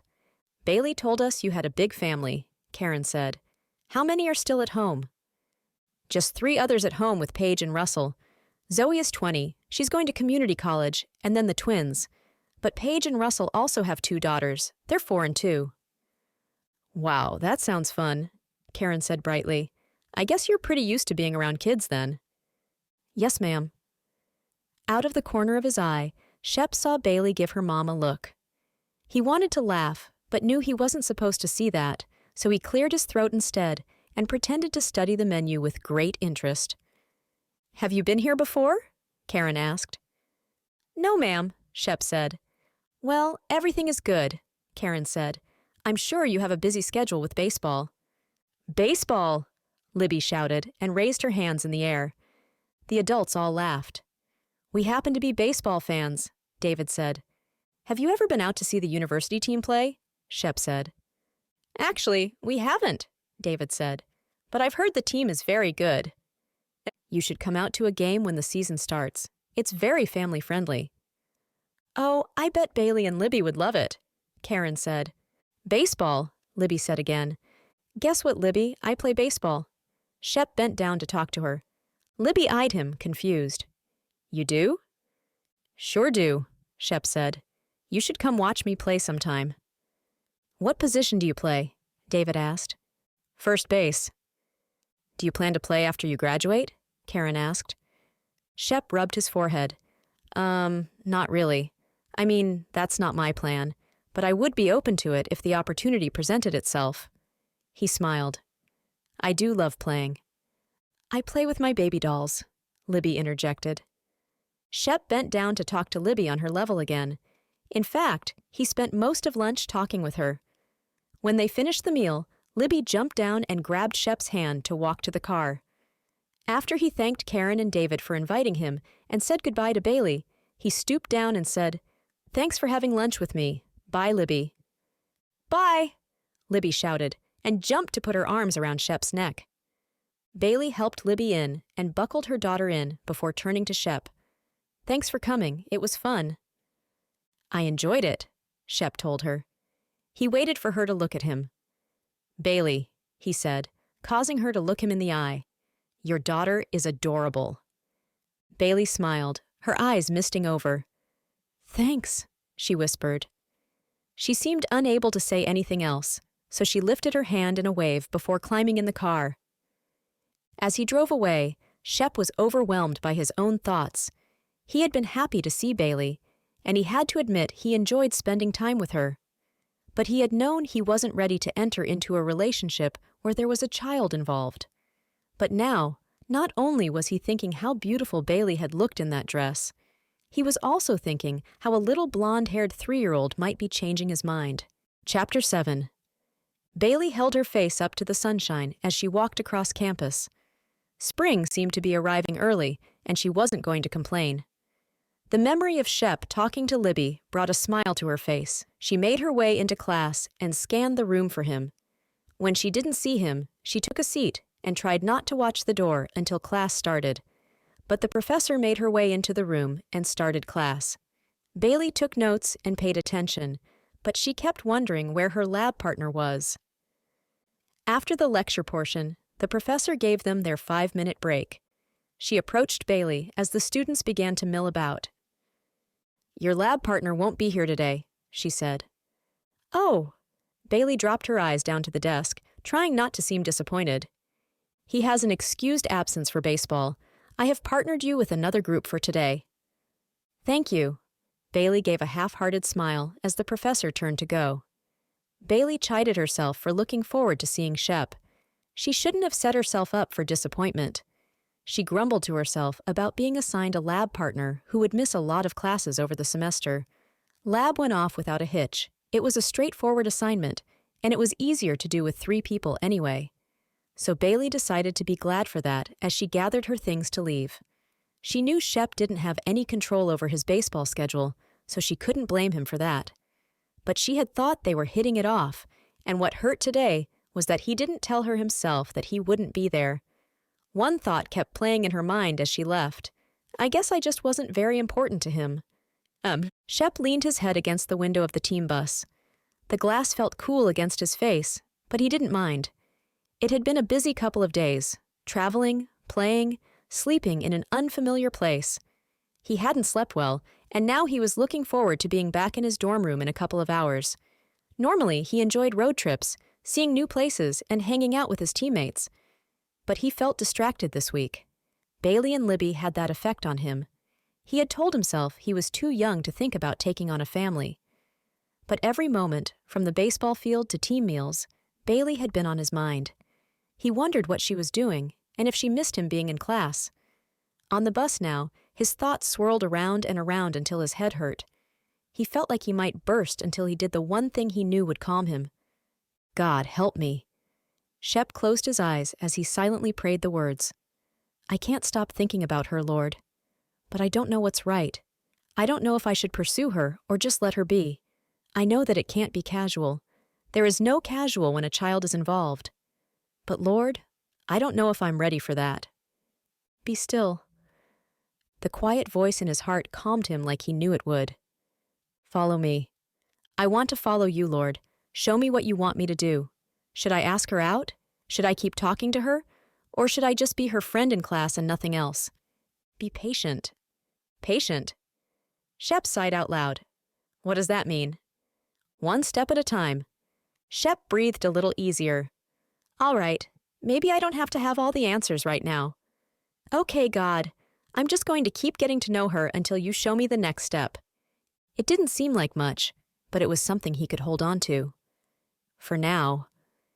Shep closed his eyes, and as the bus glided along the interstate, he slowly drifted off to sleep. Chapter 8. By their next class together, Bailey had decided she was overreacting to Shep's absence. Of course, he didn't owe her anything and didn't have to tell her when he was going out of town. She steeled herself against feeling any emotion towards him. As the weekend drug along, she had reminded herself of the most important person. "My heart belongs to Libby," she told herself. Nothing else matters, and I don't plan to fall for anyone else. She didn't even allow her thoughts to go to the place that said someone else who would leave her. She walked into class that day, thinking of her daughter and proud of herself for being a single mom, and making her plans to finish this semester strong so she could graduate and start supporting their family of 2. When Shep turned to watch her walk into the room, his face broke into a wide grin that nearly broke her resolve. But she took a deep breath and tightened her grip on her emotions. "Hi," she said flatly. "Hey," Shep said. "How are you?" "Fine, you?" "Better now." His eyes twinkled as he leaned back in his chair and looked at her. "Is that so?" "Oh, for sure. I wouldn't want to do lab all by myself." "Yeah, that would just be terrible." Bailey gave an exaggerated eye roll and shrugged her shoulders. "I know. I'm sorry I missed lab." "Well, okay. I don't hate missing lab, but I'm sorry I missed being there with you." "Don't sweet-talk me now," Bailey said, but her eyes showed she was joking. "Can you be sweet-talked?" Shep raised his eyebrows in a question or a challenge. Bailey wasn't sure which. Nope. Not today." Shep sighed dramatically. "Oh well. Can you let me know which day you can be sweet-talked? I want to be sure I'm here for that." Bailey rolled her eyes again as she blushed, but she smiled at him. "We'll see." The professor came in and started class. Bailey would never be able to say whether she was more distracted when he was absent or when the handsome baseball player was sitting close enough for her to smell his woodsy cologne. He caught her eye more than once during the class, and she almost laughed out loud when he made a face once. But she managed to hold it together. During the lab portion, they worked well together. Shep seemed to be trying extra hard to avoid an incident today. He wouldn't let her hold any sharp objects and watched carefully as she handled the beakers. Once, when she was about to pour from a beaker, he reached out and placed his hand over hers. She almost dropped the beaker from that alone. When they walked out of class together, she realized that her cheeks hurt from smiling so much. She hadn't planned to let him in, but even in a lab, he had managed to talk to her and keep her smiling. She didn't think she would ever have that much fun in a science class. Outside the building, Shep seemed reluctant to end the conversation. He walked beside her and continued talking. "Your dad said he likes baseball. He didn't say if that included you. Do you like baseball?" Bailey gave him a side glance and shrugged one shoulder. It's all right, I guess." Shep drew himself up. "All right?" he asked. Bailey couldn't help the giggle that escaped. "I've been watching baseball for as long as I can remember. My dad would keep up with pro ball stats and teams, and most of our family vacations involved visiting one baseball park or another." When she paused, Shep filled in the silence. "But you still haven't said if you like it or not." Bailey stopped walking and turned to face him, thinking out loud, "You know, I guess I've never thought about whether or not I like it. I don't know that I'm a big sports kind of girl, so I don't know that I would say that I really love the sport. But it's always been such a big part of our family that I love it for that. I love the memories it's given us, and the time spent with my dad sitting on the couch watching a game. He would explain everything that was happening when I was really little. And I have so many good memories tied to sitting in a baseball park, eating a hot dog, and enjoying life. So I don't know if I've thought about liking baseball. But I can tell you this, I love baseball." Shep watched her intently as she spoke. He seemed to process everything she was saying, and when Bailey looked at him, she could tell he understood the weight of her words. He was silent for a long moment before finally saying, "Me too." Bailey smiled back at him. "Did you start playing when you were little?" "Yes. I guess I was about 5 when I played on my first team, but my dad had me out in the front yard throwing a ball when I was 2. "I'm sure he would love watching you play in college. I know he would be proud." Shep dropped his gaze to the sidewalk. "Yeah." Bailey changed the subject. "So I hadn't seen you at church before last week. Do you go often?" "Not as often as I would like. I have visited a couple of churches in town when I'm here, but I go with my family if I'm home, and I don't get to go if we're on the road." Bailey nodded. "You're welcome to join us whenever you're in town." Why did I say that? She asked herself, but it was too late. "Thanks, I'll take you up on that. We have home games this weekend, so I'll be here." Oh, nice. Bailey felt like she had backed herself into a corner now. She was enjoying their talk so much, she had almost forgotten that she was going to keep him at arm's length. Do you have plans afterward? After... She raised her eyebrows, not understanding his question. After this. She was trying to turn her thoughts to Libby, and that took over as she answered. Well, after college, I want to be able to support Libby on my own. My parents have been great, but it's time for me to be responsible. After I get my degree, I plan to get a stable job, hopefully in human resources management. Shep grinned like he was trying not to laugh at her. What? She felt defensive. Nothing. It's just that I meant after this. As in right now. After class. I wondered if you would like to get some coffee. Oh, Bailey blushed. But I'm happy to hear about your plans for the future, he said quickly. Just maybe we could do it over a cup of coffee? I'm supposed to be getting home to Libby. Would 15 minutes hurt? Bailey looked Shep in the eyes, and the way he seemed to plead with her, plus how he tilted his head slightly, made him look so cute, she just couldn't say no. Oh, all right, I guess. Great! Shep turned and started walking. Bailey hurried to keep up with his long strides. The campus coffee shop was a short walk away, so it wasn't long before they were inside and ordered. When they took a seat in a corner booth, Shep was the first to speak. So now I want to hear more about the future. What's your major, and what made you want to go into human resources? Bailey wrapped her hands around her coffee. My major is management, and I guess I picked it mostly out of necessity. I don't know that a lot of teenage girls dream of working in human resources when they grow up. But I've always been organized and responsible, and I like working with people. So when my parents agreed to help with Libby and pay for college, I knew I needed to choose something where I could get a good job and take care of my daughter when I graduated. That does sound responsible. Yep, that's me. Responsible Bailey. My parents always said that about me growing up, and even as a teenager. I guess the one time I messed up being responsible was when I got pregnant.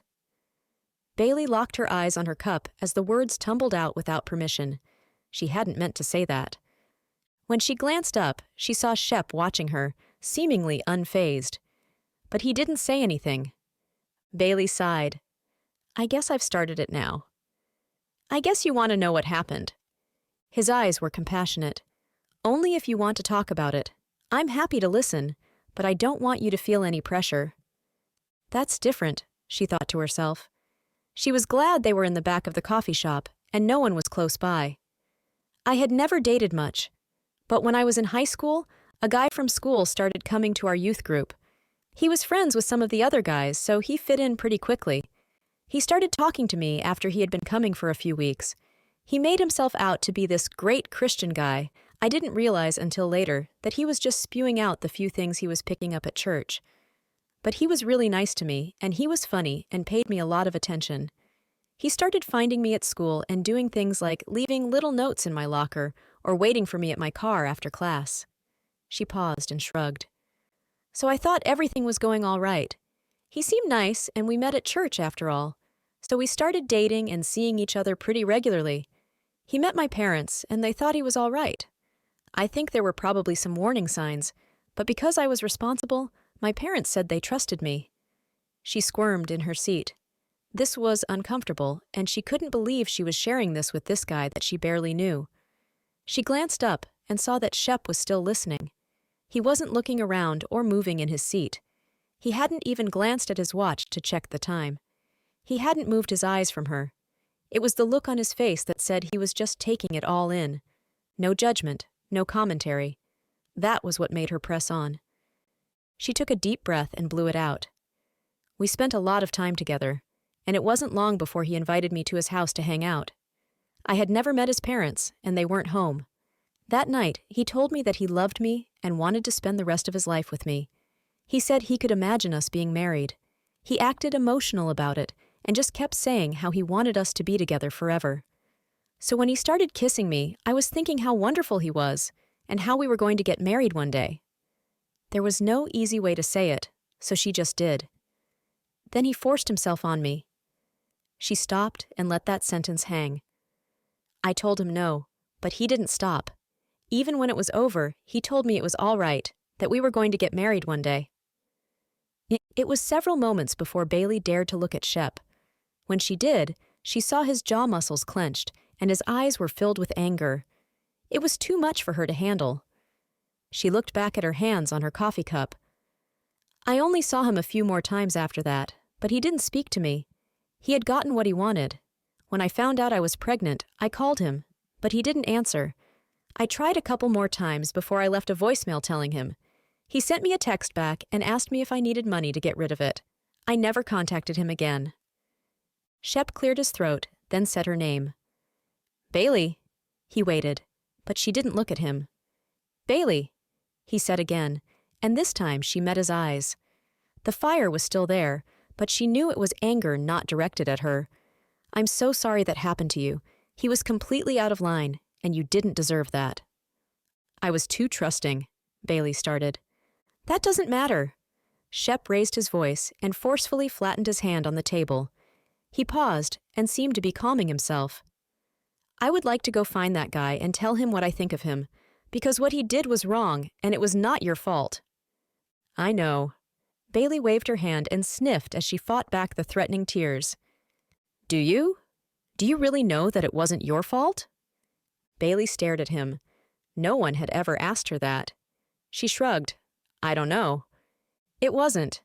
You don't need to feel guilty that a guy took advantage of your kindness and tricked you that way. I'm all right. I was naive, and I've grown up a lot since then. Bailey. Shep paused, seeming unsure of how to say what he was thinking. All guys aren't like that. You shouldn't have to go through life thinking that guys who are nice to you can't be trusted. I'm sorry for that. Bailey didn't know what to say. Somehow he had hit the nail on the head with exactly how she had spent the last few years.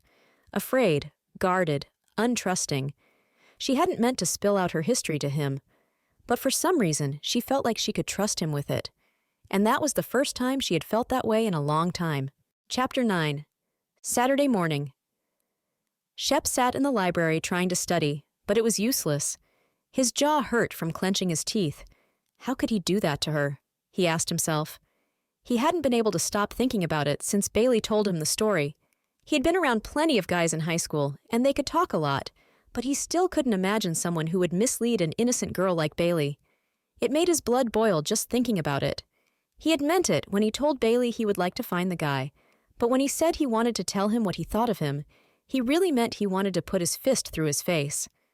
Shep had never been a violent person, and he had never been in a real fight, but he felt fiercely protective of Bailey and honestly thought he could do physical harm.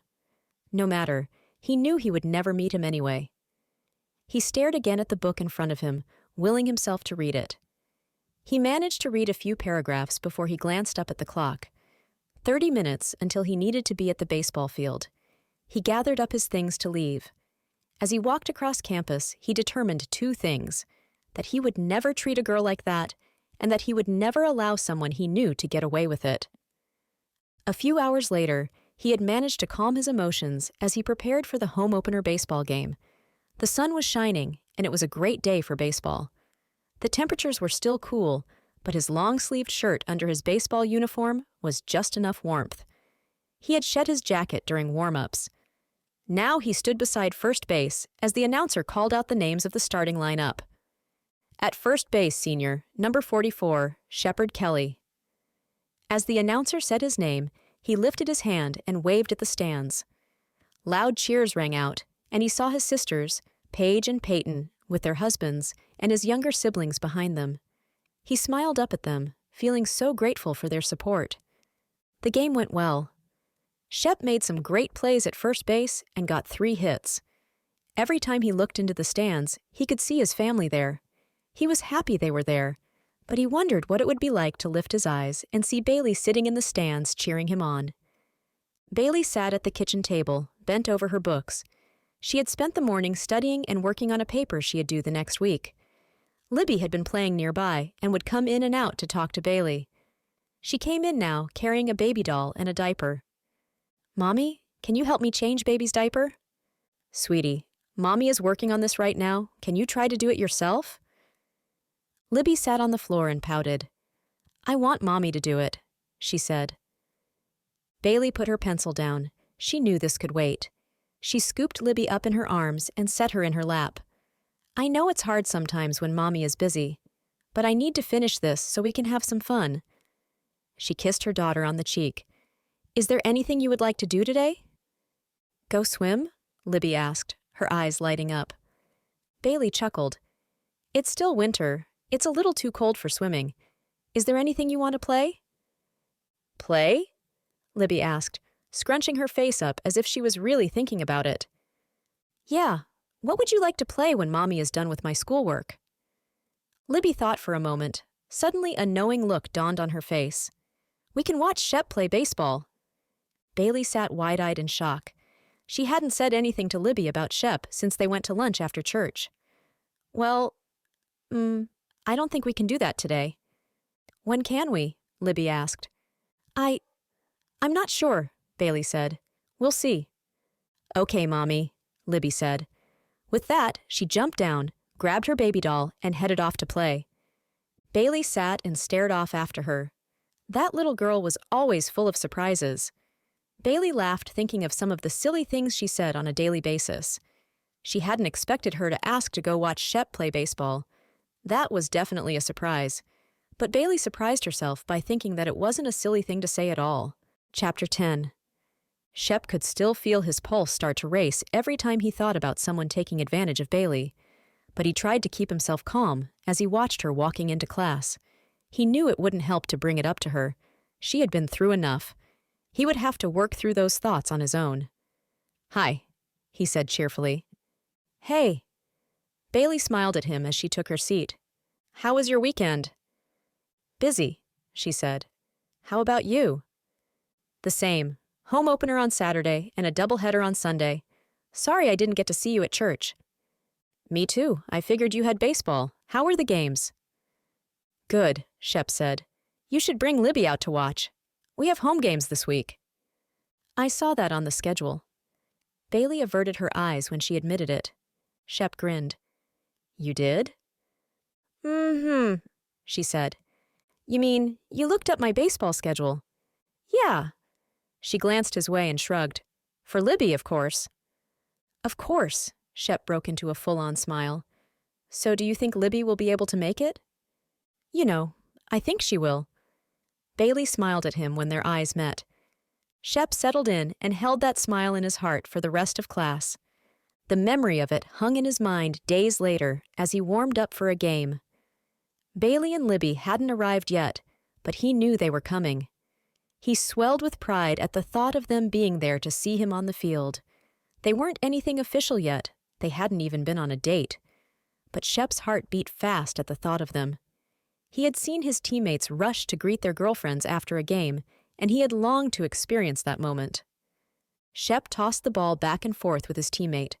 He fell into the rhythm, and he began to pray in his heart with every catch and every throw. God, help my nerves and keep my excitement in check. Catch. Throw. If you want me to pursue her, lead me in what to do. Catch. Throw. Help me to guard my heart and protect hers. Catch. Throw. God, I'm afraid of starting a relationship with a child involved. Catch. Throw. If this is what you want me to do, make it so obvious and let me bond with Libby too. He didn't hear anything in return, but he could feel himself begin to calm down, and a peace settled in his heart that he knew could only be from God. He glanced up again into the stands. Instead of seeing Bailey and Libby, he saw several men had taken their seats. Notebooks in hand, speed gun beside them on the bleachers, ready to watch and take notes on the players. Scouts. Shep felt his nerves rise back up. He told everyone that he didn't plan to play professional baseball, and that was true. He knew he couldn't plan on that and count on anything after college. But what he didn't say out loud was that playing baseball as a career would be a dream come true. They didn't get too many scouts out at their games, but a few would come out every once in a while, and the team was ranked pretty good for their league this year, so it wasn't surprising that there were more than usual in the stands today. Shep headed for the dugout and rolled his shoulders to try to shake off any thoughts of scouts.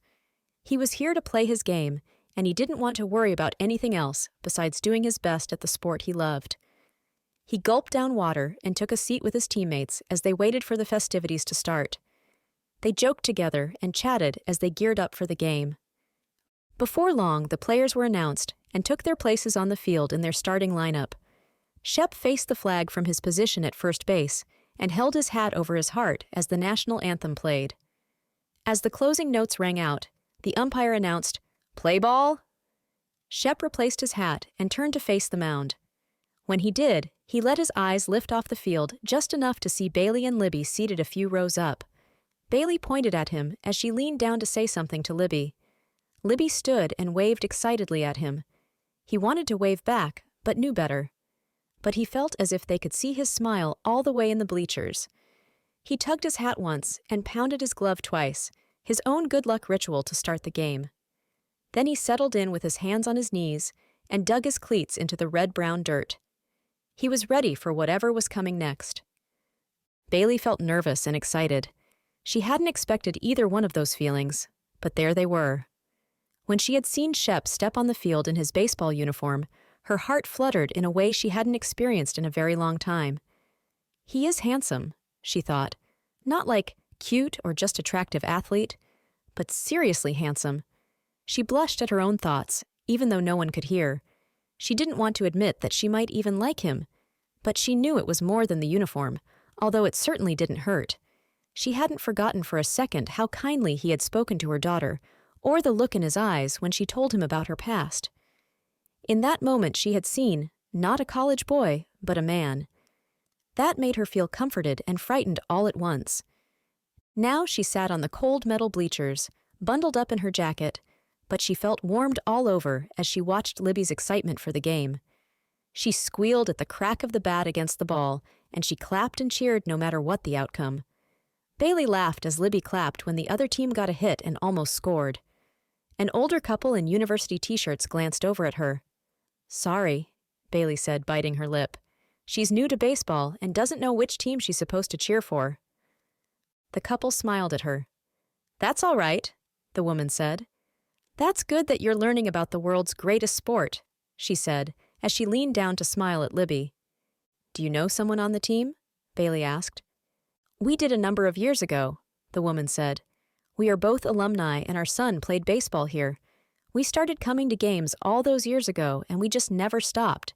We love coming out to watch, and it's fun to meet the new players every year, and their families too." "That's very nice of you to keep supporting the university," Bailey said. The woman smiled. "I'm Patricia Meadows." The woman slipped off her glove and reached out to grasp Bailey's hand. Bailey reached back and shook hands. "I'm Bailey, and this is Libby." She pointed to the little girl. "Nice to meet you, Bailey. This is my husband, Frank." Patricia motioned towards the man, who waved, but kept his attention on the field. "So, Bailey, tell me, who are you here to see today?" "Oh, well," Bailey stuttered. "Come on, honey. I know better than to think you came out here in this chilly weather for the love of the sport." Bailey blushed. "Boyfriend?" Patricia asked. No, nothing like that." Patricia squinted her eyes and looked Bailey over. I think you mean, not yet." She smiled. Bailey gave a nervous laugh, but didn't say anything else. "So who is it?" Bailey gestured with her head. "Shep Kelly, first base." "Oh, Shep! Of course I know him. I know all the players. Oh, yes." Patricia nodded her head slowly and locked eyes with Bailey. "Yes, Shep is quite a catch." Bailey cleared her throat and tried to turn her attention to the game. "I should probably watch and see him play then." Patricia laughed. "Oh, yes, my dear. If I were you, I wouldn't take my eyes off him for 1 second." Bailey took her advice and watched Shep as much of the game as she could.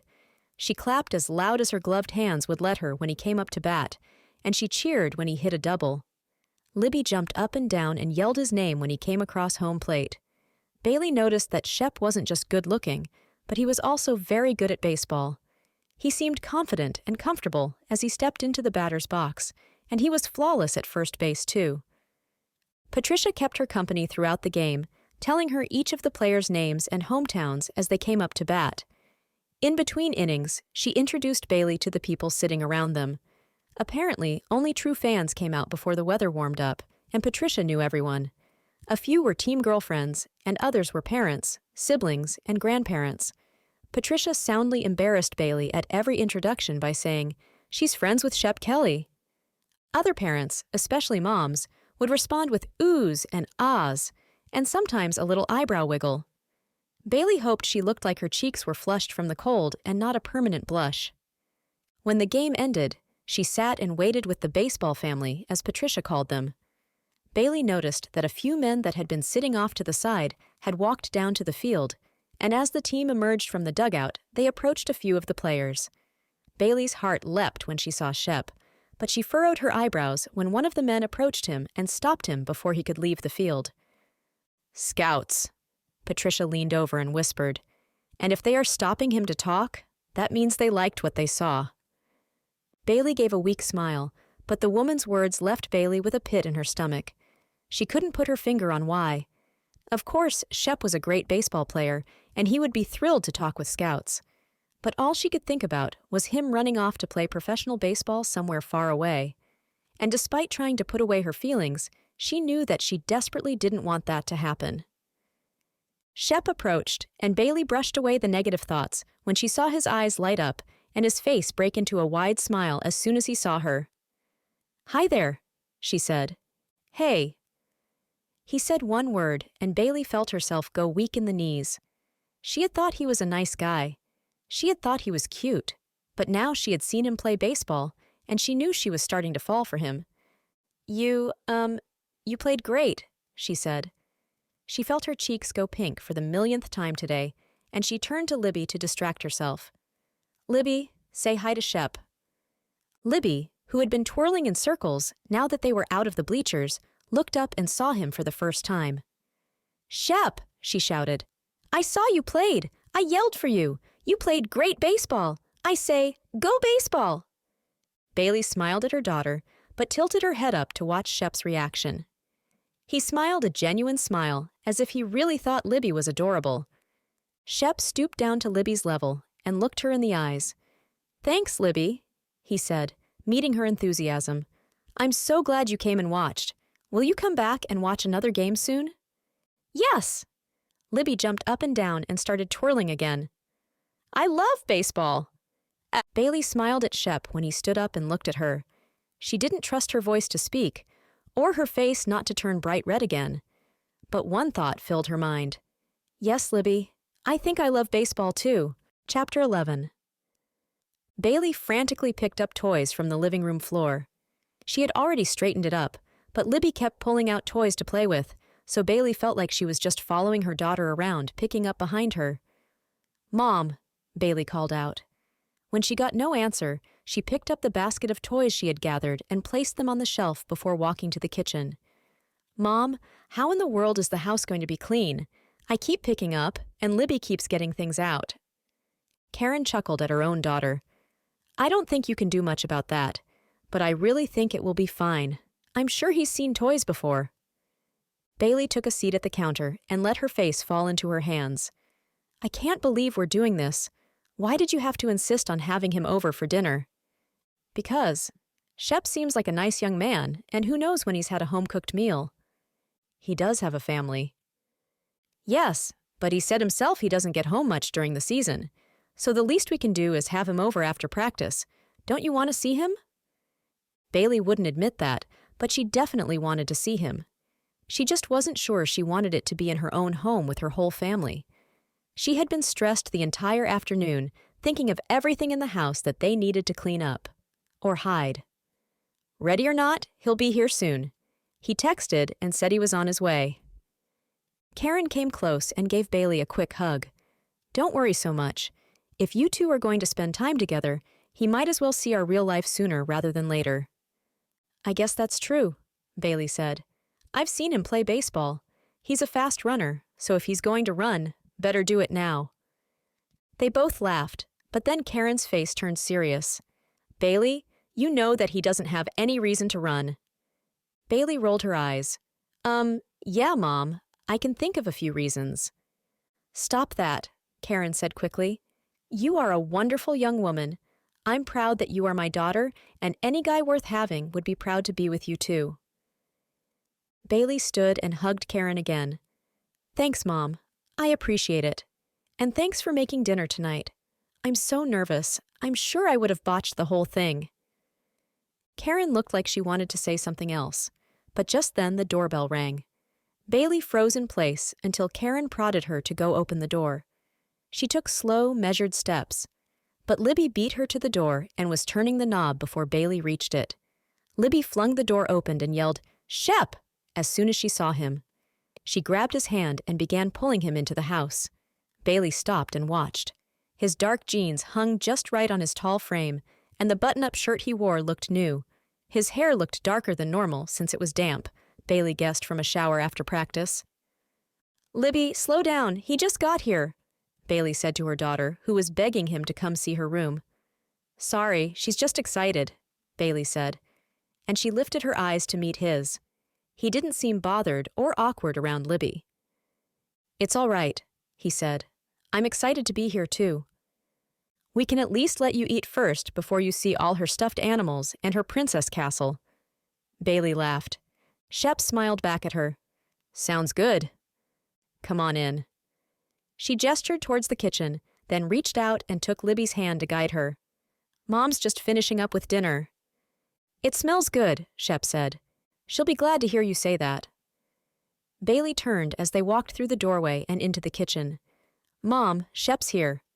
"Hi, Shep," Karen greeted him warmly from her spot at the counter where she was putting the finishing touches on a layered salad. "We're so glad you could join us." "Thank you for having me. I was just telling Bailey that it smells good in here." "Oh, thank you. You're sweet. I hope it tastes good too." "I have no doubts," Shep said. "Why don't you go ahead and have a seat, and Bailey, you can get him something to drink." "Sure, what would you like? We have water, sweet tea, or lemonade." "Sweet tea sounds good, but I could get it." "Nonsense," Karen said with a wave of her hand. "You are our guest tonight, and we won't put you to work at least until after dinner." Shep chuckled. "All right, I'll have sweet tea then, thanks." He met Bailey's eyes and smiled. Bailey relaxed just a bit when she saw that he seemed comfortable, so she would try to be too. Coming right up. "David, honey, we're about to sit down to dinner," Karen called out. Bailey's dad walked into the room as Shep headed towards the dining room table. "Hi, Mr. Holmes." Shep greeted him and held out his hand to shake his. David reached out to shake hands. "Hey, Shep, how are you?" "Doing pretty good, can't complain. How about you?" David chuckled. "Well, I guess I can't complain either." Shep waited for David to take a seat and then sat across from him. Libby came bounding over to the table and took a seat next to Shep. Bailey watched the encounter before walking to the table herself. "Here you go," she said, placing a tall glass of sweet tea in front of Shep. "Thank you," Shep said. "You sure I can't help with anything?" "Nope, Mom's got it coming now. I'll help her." "All right, I'll save your seat," he said, and patted the seat next to him. "Thanks," Bailey said. "I'll be right back." Within a few minutes, the two women had filled the table with dishes: lasagna, salad, bread covered with butter and garlic, and a bowl of Italian soup. "This looks amazing," Shep said as Karen and Bailey finished and took their seats. "Thank you." Karen's smile was full of pride. She reached for her husband's hand. "Ready?" "Ready," David said. "Let's pray." He took his wife's hand and closed his eyes. Bailey folded her hands in her own lap and bowed her head as she listened to her dad pray. She was too distracted by the man beside her to hear much of the prayer, but when she heard "Amen," she echoed it with her own. They all began to pass food around the table, serving themselves and the adults closest to her helping Libby. "So, Shep," Karen broke the silence, "how are your classes going?"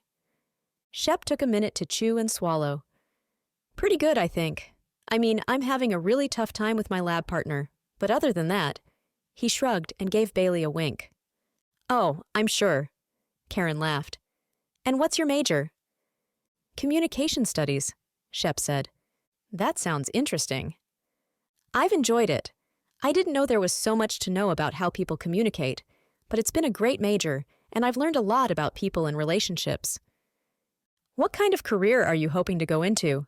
David asked. Shep cleared his throat.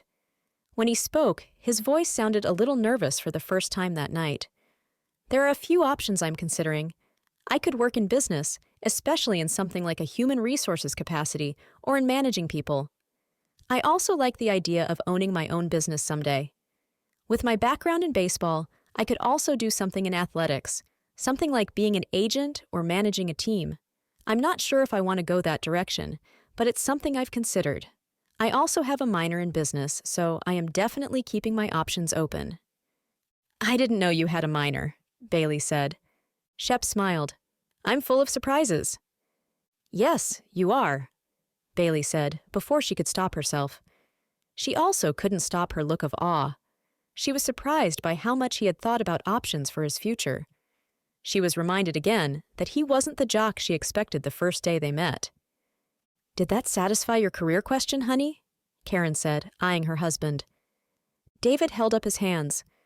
I was just curious. Karen gave him a look that said she didn't believe that. It's a normal question, David said. I don't think Bailey has told me. What line of work are you in? Shep turned the question on David. Architecture, David said plainly. I've been at the same firm since my internship my senior year of college. That's nice. Not something a lot of people can say, Shep said. I like stability, David shrugged, especially for my family. I didn't want to be moving around all the time. Shep nodded in understanding. My dad worked at the same law firm since before I was born. He said the same thing.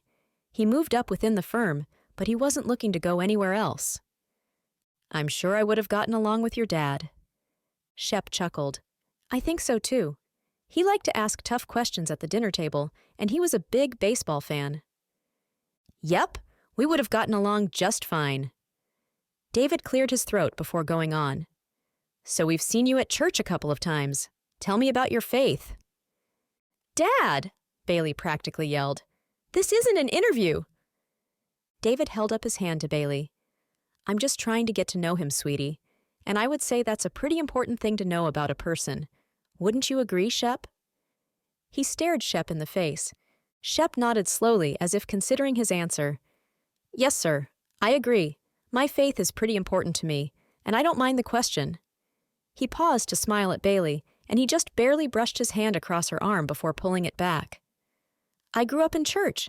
My parents raised me to believe the Bible and follow Jesus. And for the most part, I thought that was pretty simple. Go to church, read the Bible, pray. Don't do anything really bad. He sighed before going on. But then my parents died, and suddenly, it wasn't about all the things I needed to do or about being right or wrong. My faith became something I really had to figure out. It's not easy to be a teenager whose parents die and leave him, and it's not easy to just say God is in control and go on with your life. Shep looked around the table. Karen had one hand over her heart and the other over her mouth. David's eyes hadn't left Shep. They held compassion, but also waited for the rest of the story. He glanced at Bailey, and she met his gaze with rapt attention. So I decided I could either walk away and not trust a God who would let my parents die, or I could lean on him. I wasn't the best teenager. My sisters will tell you I was a handful, and that I couldn't be trusted with much responsibility. I also decided to keep God at arm's length and didn't talk to him for a long time. But that wasn't working, at all. It took me coming close to failing a class in my senior year of high school and almost getting kicked off the baseball team to realize I needed to make some changes. I found my way back to God, and I knew that I needed to trust him and lean on him for strength. I told him I would walk away from baseball if that's what it took, but I wanted to be right with him, and I wanted what he wanted for my life. Ultimately, he gave baseball to me. But baseball is the game I play. My faith, well, that's the most important thing in my life. Jesus has walked me through the hard stuff, and I don't want to go through life without him. Well, I think that is about the best thing I've ever heard, Karen said. Don't you, honey? David raised his eyebrows as if he was still surprised and still considering Shep. I'm glad to hear it, he finally said. Karen waved her hand over the table. Shep, do you want any more food? Or do you think we're ready for dessert? Dessert! Libby shouted. The adults laughed. What's your favorite dessert, Libby? Shep asked her. Ice cream and chocolate. I like ice cream and chocolate, too. Shep reached out and touched her nose with the tip of his finger, and she giggled. Libby, you have spaghetti sauce on your forehead, Karen said. Why don't you have dessert at the table, and then Grandma will clean you up and get you ready for bed. Bailey, you grab the cake out of the fridge, and you and Shep can take it in the living room. I'll take care of everything in here. You two can talk. Karen didn't waste any time shooing the two of them out of the kitchen. In only a few minutes, they both had plates with cake in one hand and cups of hot coffee in the other, and had been sent out to the living room. Alone. Once they were seated on the couch, Shep was the first to speak. I think your mom just set us up. He smiled, and when Bailey looked up to meet his eyes, she saw how his sparkled. Yeah, I guess so. Sorry about that. Bailey tried not to let her nerves show in her voice. She could do nothing about the blush creeping across her face. Shep laughed. I don't mind if you don't. Bailey looked at him again. She tilted her head slightly, wondering what he must think of them. This girl from his biology class clumsily falling into his life. Then her parents inviting him to dinner, where he sat next to her 3-year-old, and then got set up by her mother. You must think we're a little strange. He furrowed his eyebrows at her. Strange? I don't think that. Why would you say that? Bailey shrugged. I don't know. It's all a little overwhelming. My mom obviously wants us to spend time together, and my dad was peppering you with questions like he wanted to find out your intentions. I'm sorry. I wasn't expecting that. I don't want you to think that I put them up to it, or that I told them we were anything more than friends. Shep sat back. He settled into the couch cushion and took a long drink of coffee. He let the silence between them grow, and Bailey could see the wheels in his head turning. But she didn't know what he was thinking. Bailey, he finally said, and the word was just above a whisper. It made Bailey suck in her breath while her heart pitter-pattered along at a faster rate than normal. Yes, she whispered back. I don't mind. Shep held her gaze, unblinking. Really? She asked. Not at all. Bailey let out the breath she didn't know she was holding. Bailey, I don't mind because I think maybe they know better than we do. You said your mom wants us to spend time together, but I want to spend time together. And if your dad wants to know my intentions, well, all I know is that I enjoy being around you, and I would like to get to know you better. And you know, maybe you're the one that's wrong. He waggled his eyebrows at her. About what? Bailey was almost scared to ask. That we're nothing more than friends. Chapter 12. What did you put for problem 7? Shep asked Bailey. I put C. Is that what you thought? Bailey asked. She chewed the end of her pen and looked like she wasn't sure that was the correct answer. I don't know, Shep shrugged. That would be my best guess. They both had a biology test the next day and were studying together in Shep's dorm room. Shep set down his book and stretched his arms above his head. He let out a big yawn. Honestly, I'm not sure I understood a lot of this chapter. Bailey tilted her head and gave him a look that he thought was incredibly adorable. That's why we're studying. She smiled. Shep smiled too, but not because of anything related to studying. Yeah, but I'm getting tired. I'm not sure I can stuff any more information in my head. He glanced over at her. Talk to me about something besides biology, he said. Bailey sighed as she set her own book down. Like what? She asked. I don't know. Shep shrugged. Tell me something about you that I don't know. Bailey looked like a deer in the headlights. Like what? Like, when you were a little kid, what did you want to be when you grew up? That's easy. A mom. And a hairdresser. Shep leaned back on the couch. He kept his feet on the floor since Bailey was on the other end of the couch. But he laced his fingers behind his head and settled back to look at her. Oh, really? Yep. I was always fixing my doll's hair and pretending to color it or cut it. Shep smiled, picturing her as a little girl. That's cute. So what made you change your mind? Change my mind? Bailey looked confused. Yeah. When did you change your mind about wanting to be a hairdresser? Oh, I never changed my mind. Shep sat up, and his face turned serious. But you've never said that before. That's not what you're studying, right? Well, no. Bailey bit her lip and looked down at the floor. Is that still something you would like to do? Shep asked. Bailey shrugged. I don't know. I mean, yes, I would like to, but I don't think it will ever happen. My life is different now. Besides, she paused and reached over to poke him with her pencil. If I went to cosmetology school, I wouldn't be here helping you with your biology homework. Her eyes lit up when she teased him. What? Shep feigned offense. Excuse me, but I thought that I was helping you with your biology homework. Let's just say we're helping each other. Yes, I'll agree with that. And as long as you brought it up, I think we're good for each other. Is that right? Bailey raised her eyebrows and seemed to be waiting for him to explain. Yeah, that's right. I mean, think about it. If I had to guess, I would say that you've had more fun with me lately than you've had in a while. Not because you're not fun, but because you have to work and go to school and take care of Libby. Your life could be all work and no play. You know, taking everything really serious all the time. Bailey looked like she wasn't sure where he was going, but she said, And then there's me. I've been going along all focused on school and baseball, mostly skating through and not having to think too seriously about things. But you've made me really stop and think about what I want my future to look like. He paused and made sure she was looking him in the eye before going on.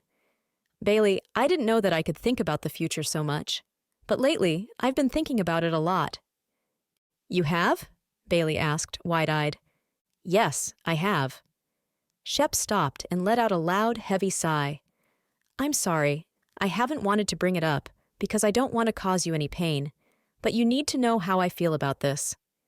He looked up and saw the fear and nervousness in her eyes, but he pressed on. When you told me about what happened to you before, I was so angry. Oh. Bailey barely whispered the word and dropped her eyes. Not at you, Shep practically shouted. He knew he was handling this wrong if she thought for even a second that he was upset with her. Without a thought, he reached out and took her hand in his. Bailey, I don't mean angry at you. Angry at the guy who did that to you. What he did was so wrong, and I spent a lot of time thinking about finding him and telling him that in no uncertain terms. But then I realized that won't help you. But this is what I need you to know. Not all guys are like that. And Bailey, he paused to squeeze her hand. I would never do that to you. A silence that seemed like an eternity passed between them. Shep didn't know what she might say, but he knew he had said what he needed to say. He waited, unwavering. Finally, Bailey spoke. I appreciate that. She seemed to struggle with her words. I have to admit that I have thought there weren't any good guys out there. It's very hard for me to trust anyone. She shrugged. But Bailey, that's not fair. To you or anyone else. If you can't trust anyone, then you have let him take that away from you. And it's not fair to someone else who is trying hard to win your trust. I know, but I can tell my brain that all day long. But when it comes down to it, I'm still scared. I understand. Shep dropped his eyes. She squeezed his hand. But I promise, I'm trying. He looked up at her and smiled. That's all I can ask. Thanks for understanding. I think you're a really nice guy, Shep. Thanks, he said. But I don't want to just be a really nice guy. I want to be the one to show you that you can open up and be honest with someone and have fun. And maybe, just maybe, you can find something really great if you just say yes. Bailey wiped away a single tear that slipped down her cheek. I'll think about it, she whispered. Shep suddenly pulled her in for a hug. When he let her go and leaned back, their faces were inches apart. He wiped another tear off her cheek, but he didn't pull away and let his hand cup her face. Good, he said, because I've already thought about it a lot. He smiled. He was so close he could feel her breath. He studied her eyes as he stroked her cheek with his thumb. He couldn't say for sure, but he thought he saw comfort in her eyes. He glanced down at her lips. It would be easy to lean in and press his own lips to hers. He looked back to her eyes, silently asking for permission. She blinked, but didn't look away. He closed his eyes as he moved closer to her. He leaned in, but just before he kissed her, Bailey jumped up from the couch. No, she yelled. She held her hands over her face and turned away from him. Bailey, I'm sorry, I didn't mean—" But she cut him off. No! She put out her hand to stop him from coming close to her. She stood and backed away to the other side of the room. You can't just talk nice to me and make it all sound good and then kiss me. You can't pretend to be a good guy just to get close. She paused. I can't. No more words came as she began to gasp for breath. Ragged, gasping sounds came from her mouth, and she bent over and held her stomach in both hands.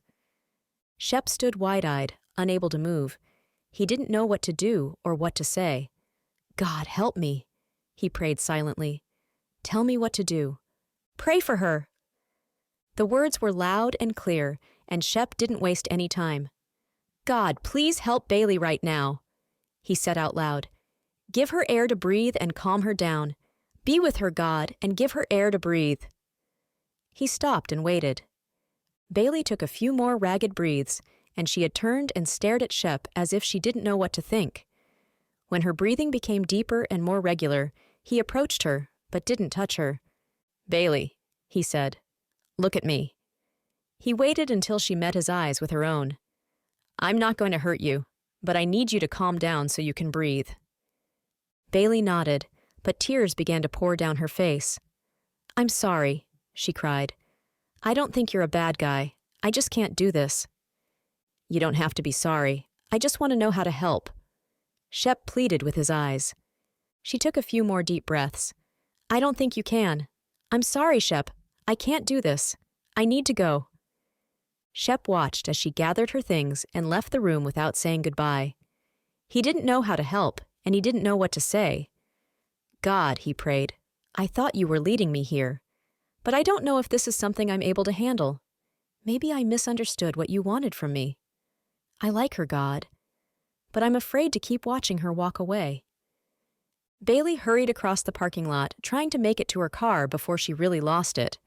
She was almost to the car when her backpack, which she had left halfway unzipped in her hurry to leave, managed to slip off her shoulder and tip over. It unzipped the rest of the way and emptied most of the contents of the bag on the ground. She bent to pick everything up as quickly as she could, but the tears and sobs came on without her permission. Shoving everything back into the bag, she ran to her car and climbed in, throwing her bag in the passenger seat. She slammed the door and hung her head on the steering wheel. What is wrong with me? She cried out loud. He is probably actually a really nice guy, and I just blew it.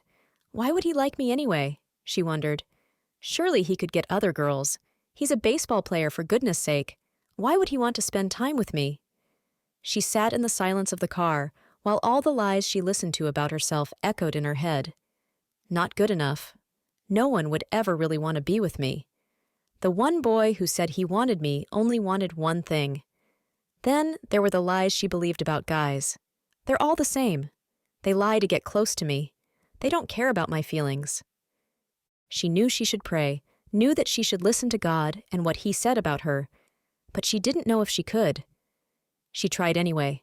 God, she said loudly, I know that you made me and you love me, and that should be enough.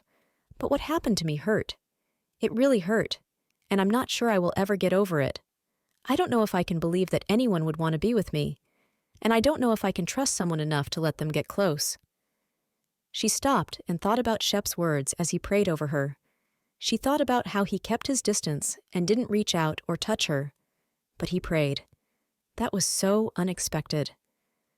Maybe he is a good guy, she thought, and maybe I just blew it with the best chance I was ever going to get. Chapter 13. Saturday morning, Shep stepped from his dorm room dressed in workout clothes. Outside the building, he took a deep breath and began jogging. He fell into a steady rhythm as his feet pounded the pavement. He began to pray with every step. Lord, tell me what to do. Lord, tell me what to do. He waited and hoped for an answer. He hadn't spoken to Bailey since the other night, and he was worried. She had waved at him when they took their seats for the biology test, but she finished before he did and left without looking his way. Lord, I thought you wanted me to spend time with her. I really like her, but I can't fix what happened, and I don't know how to help her. What do I do? Be there for her. I am here for her. What else can I do? Show her. Show her. Shep said out loud, "Show her." He began to mull that over in his mind. She needs to know she can trust me, that I'm not going anywhere. That's what I need to do. His mind cleared, he finished his run around campus. He knew he wasn't equipped for what he needed to do, but he knew God would help him. And he knew that, no matter what her response, he had to do what he had to do. Later that afternoon, he stood on the baseball field ready for the game to start. He had texted Bailey after he got back to his room, "Hey, I would really like it if you and Libby could come to the game today." When she didn't respond, he sent another text before he left for the game, "Praying for you today." It was a few minutes before he got a reply. "Thank you," was all it said. Still, he had been hopeful, and when he took the field to start the game, he looked up into the stands and saw her sitting there. His heart leaped. "Thank you, Lord." He silently prayed. "She's here, and that's a start." He put his head down and turned his attention to the game. He knew he needed to be committed to his sport to show her he wasn't a flight risk. The game went well, with Shep fielding plays at first base and scoring 2 runs, including a home run hit. As his team congratulated him with high fives at home plate, he couldn't help but look up and see Bailey's face. She lit up with pride, and that filled him to the brim with happiness. Once the game was over, he headed to the dugout to grab his gear. A few of his buddies were talking about going to grab a bite to eat. "Shep, you in?" one of them asked.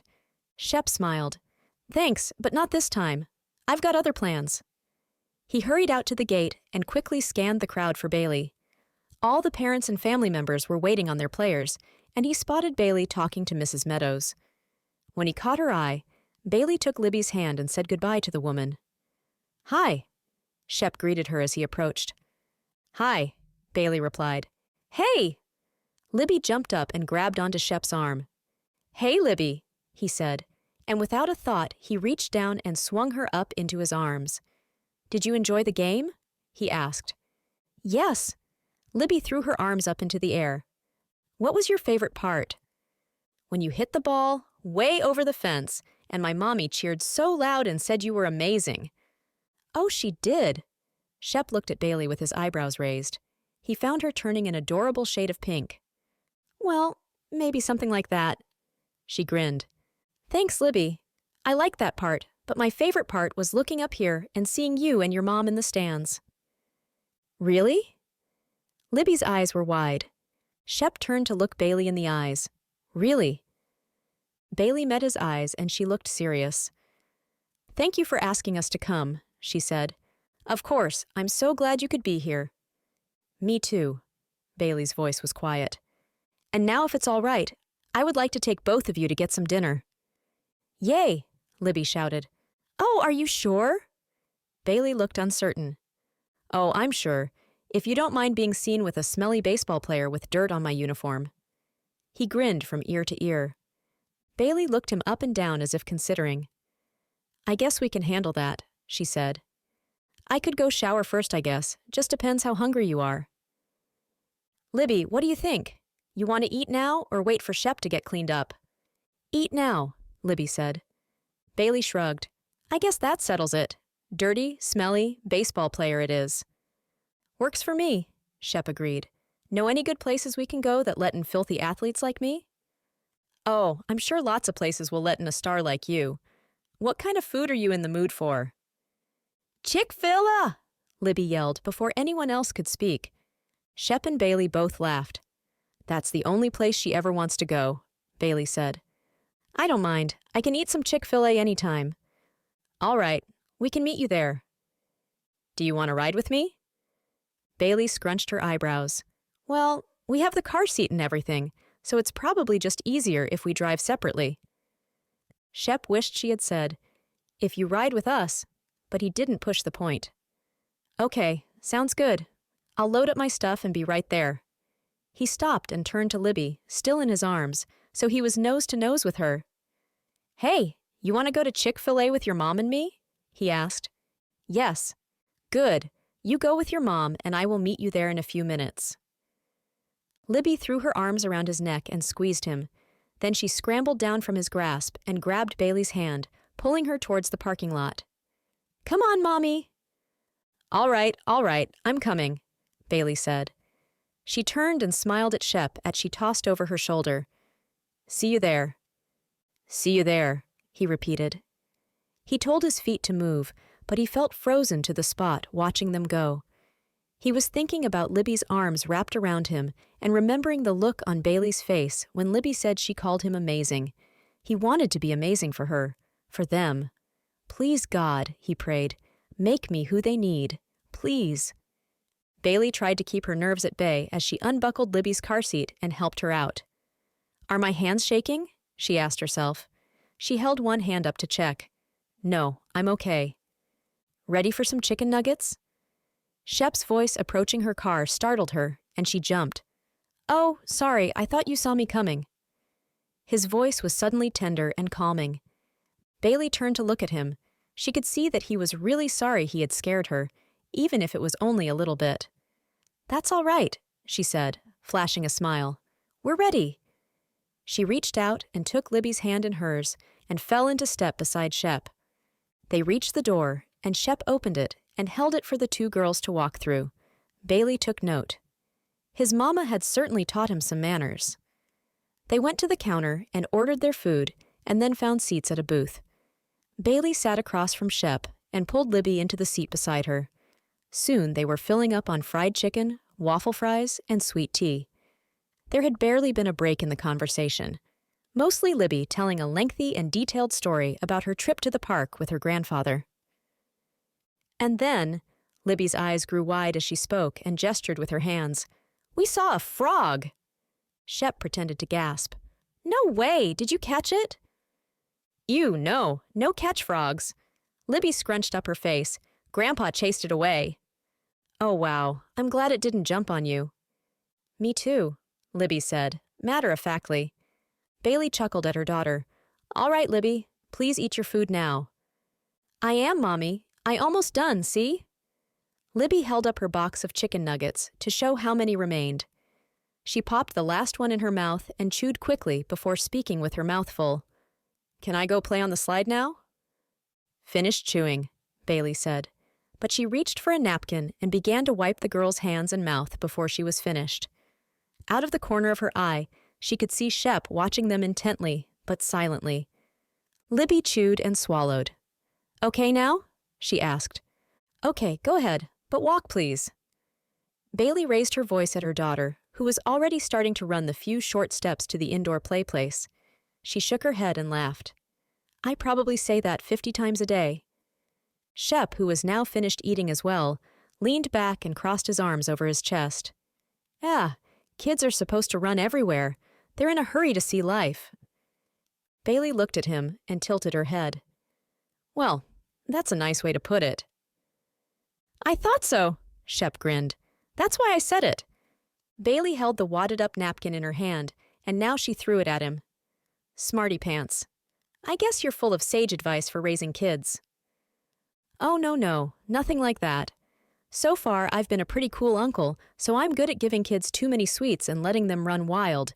But real advice, I don't have any of that yet." He stopped and leaned forward with his elbows on the table. "But I know that I think you're a great mom, and you probably have tips to share." "Why, yes, I do. Always buy the zip-up baby pajamas. The snaps are terrible to try to do in the middle of the night." Shep laughed. "Now that is great parenting advice." Bailey laughed too. "It's what I've got. The rest of it I'm still figuring out as I go." She looked away. Shep's voice turned serious and soft when he spoke. "That's all anybody can do, Bailey. That and ask God for wisdom." Her eyes met his. "I guess so." Shep cleared his throat. "You know, I've been asking God for a lot of wisdom lately." "Oh?" Bailey raised her eyebrows and waited for him to say more. "Yep, sure have. Because here's the thing." He paused and slid his hands ever so close to hers until just the tips of their fingers were touching. "Bailey, I like you, and I would really like to get to know you better. But I don't know how to move forward. I don't want to pressure you or make you uncomfortable, but I want you to know that I'm here, and I'm not going anywhere." Bailey shifted in her seat, trying to decide how to respond. Her mind whirled around in circles, and her heart raced fast. She knew her heart should pound in excitement, and maybe it did a little, but mostly it was fear and nervousness. Well, I'm sorry, Shep. I don't really know what to say. I haven't known what to say either, but I've prayed about it, and I really mean it when I say I've asked God for wisdom. So I'm saying, I'm here, and I want to get to know you. I think you should say yes to me. Bailey bit her bottom lip and thought. When she looked up, she saw the earnest look in his eyes. She also saw how adorably handsome he was, even in his dirty baseball uniform. She took a deep breath before she spoke. I think I could be okay with that. Shep smiled like she had handed him $1 million. I'll take okay, he said. So what does that mean? Well, for starters, I think you need to say yes. Or okay. He winked at her. To going on a date with me. Bailey looked him in the eyes, waited just a moment, then uttered one word. Okay. Chapter 14. Be sure you wear something nice and ask her questions about herself. Yes, Mom, Shep teased his oldest sister. Paige had called and pestered him about what was going on in his life until he finally told her he had a date. Oh, and take her somewhere nice and special, not just a regular restaurant where you would go to eat on a normal night. The excitement in Paige's voice came through the phone. Shep chuckled. All right, I promise to dress nice and pick a nice restaurant and chew with my mouth closed. Oh, you know I'm just happy for you, Paige said. I think this is the first time you've ever told me you were going on a date since you've been at college. That's because of all the advice you would give me if I told you. Ha ha, Paige said dryly. But tell me about her. You haven't said a word about this girl. Well, Shep rubbed the back of his head. She's nice. Of course, she's nice. That's why you're going on a date. But what's she like? She's really sweet, Paige. I think you would like her. She's a little quiet until you get to know her, but I kind of like that.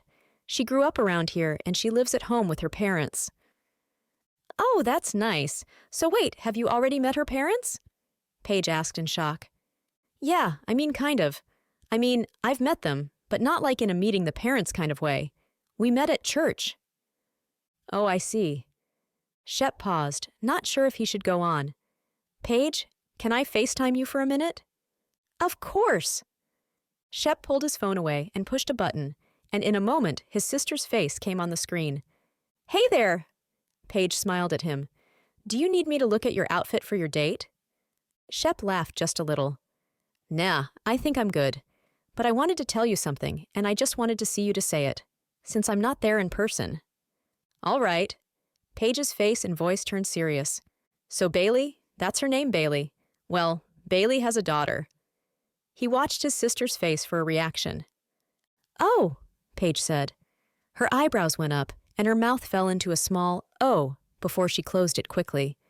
Well, that's interesting. Paige seemed to search for the right words. I know. She's 3. I was surprised when I found out. But Paige, she's an adorable little girl. She's energetic and funny, and she reminds me of when Lucy was little. Paige smiled. Lucy was very cute. Yes, she was, Shep agreed. But Paige, I wanted to tell you so you know. I appreciate that. And it wasn't really her choice to, a guy she dated in high school, he took advantage of her. She wasn't just sleeping around. Paige nodded in understanding. I get it, Shep. I don't think badly of her. If you like her and you're dating her, I trust that you have thought about all of this. She rubbed her forehead, her face showing her concern. But Shep, a 3-year-old is a lot. And if she's raising her on her own, that's a lot of responsibility. And that's a big deal to be in a relationship with someone that has a child. I just want you to be careful. Shep smiled at his overprotective sister. Thanks, Paige. I know. And you're right. I have thought about all of those things. And more than that, I've prayed about them. I know this is what God wants me to do right now. Then that's enough for me, Paige said. And I really do think you will like her. Oh, I'm sure I will.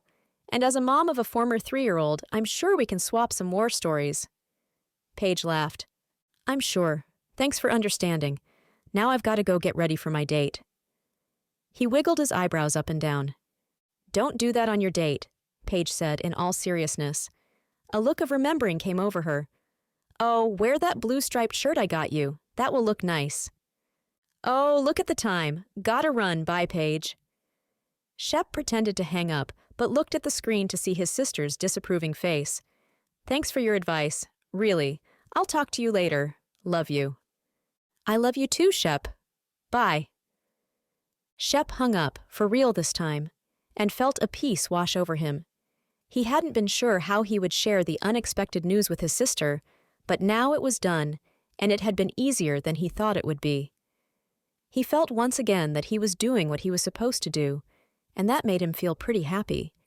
He also knew that he had left out a few details about Bailey and their relationship. Mostly, that he knew the truth was he was starting to fall in love with her. Bailey checked on Libby for the 10th time and went over last-minute details with her mom. So you'll put her to bed at 8 o'clock? She asked. Yes, Bailey. You know I'm here most every night when she goes to bed, and I've kept my granddaughter before. Karen gave her daughter a curious look. Oh, I know. Bailey sank down onto the couch. I'm sorry. I think it's just nervous energy. I just can't stop thinking of things and saying them out loud. Karen laughed. Sweetheart, just try to relax. You're just going to dinner. No, we're not just going to dinner. If we were, I wouldn't be nervous. Mom, this is a date, like a real date. Like, he asked me to go on a date, is picking me up, and taking me on a date. I haven't done that since high school. I'm not even sure I really did then. Karen scooted over to her daughter and patted her on the leg. You will be just fine. Shep is a nice young man, and I admire that he wants to spend time with you and get to know you. That shows good judgment. She smiled at Bailey. Thanks, Mom. I just wasn't expecting this, certainly not now, maybe not ever. God has good things planned for you, sweetheart, and I think that's something you should expect. Bailey looked at her mom, letting that sentence sink in. She opened her mouth to reply when the doorbell rang, then Bailey gasped before whispering, He's here. Karen laughed again. Good, go! She reached out and pulled Libby into her arms before she could make a run for it. You just go to the door and go. Tonight is for the two of you. I'll take care of Libby. Bailey stood and picked up her purse and tugged on the navy blue, polka-dotted blouse she wore with dark jeans. She kissed Libby and said goodbye to her mom before walking to the door. She couldn't make up her mind whether to walk as slowly as possible or run as fast as she could. As she reached for the doorknob, she could hear Libby whining, But I want to see Shep. When she opened the door and saw Shep standing there, her stomach did a flip-flop.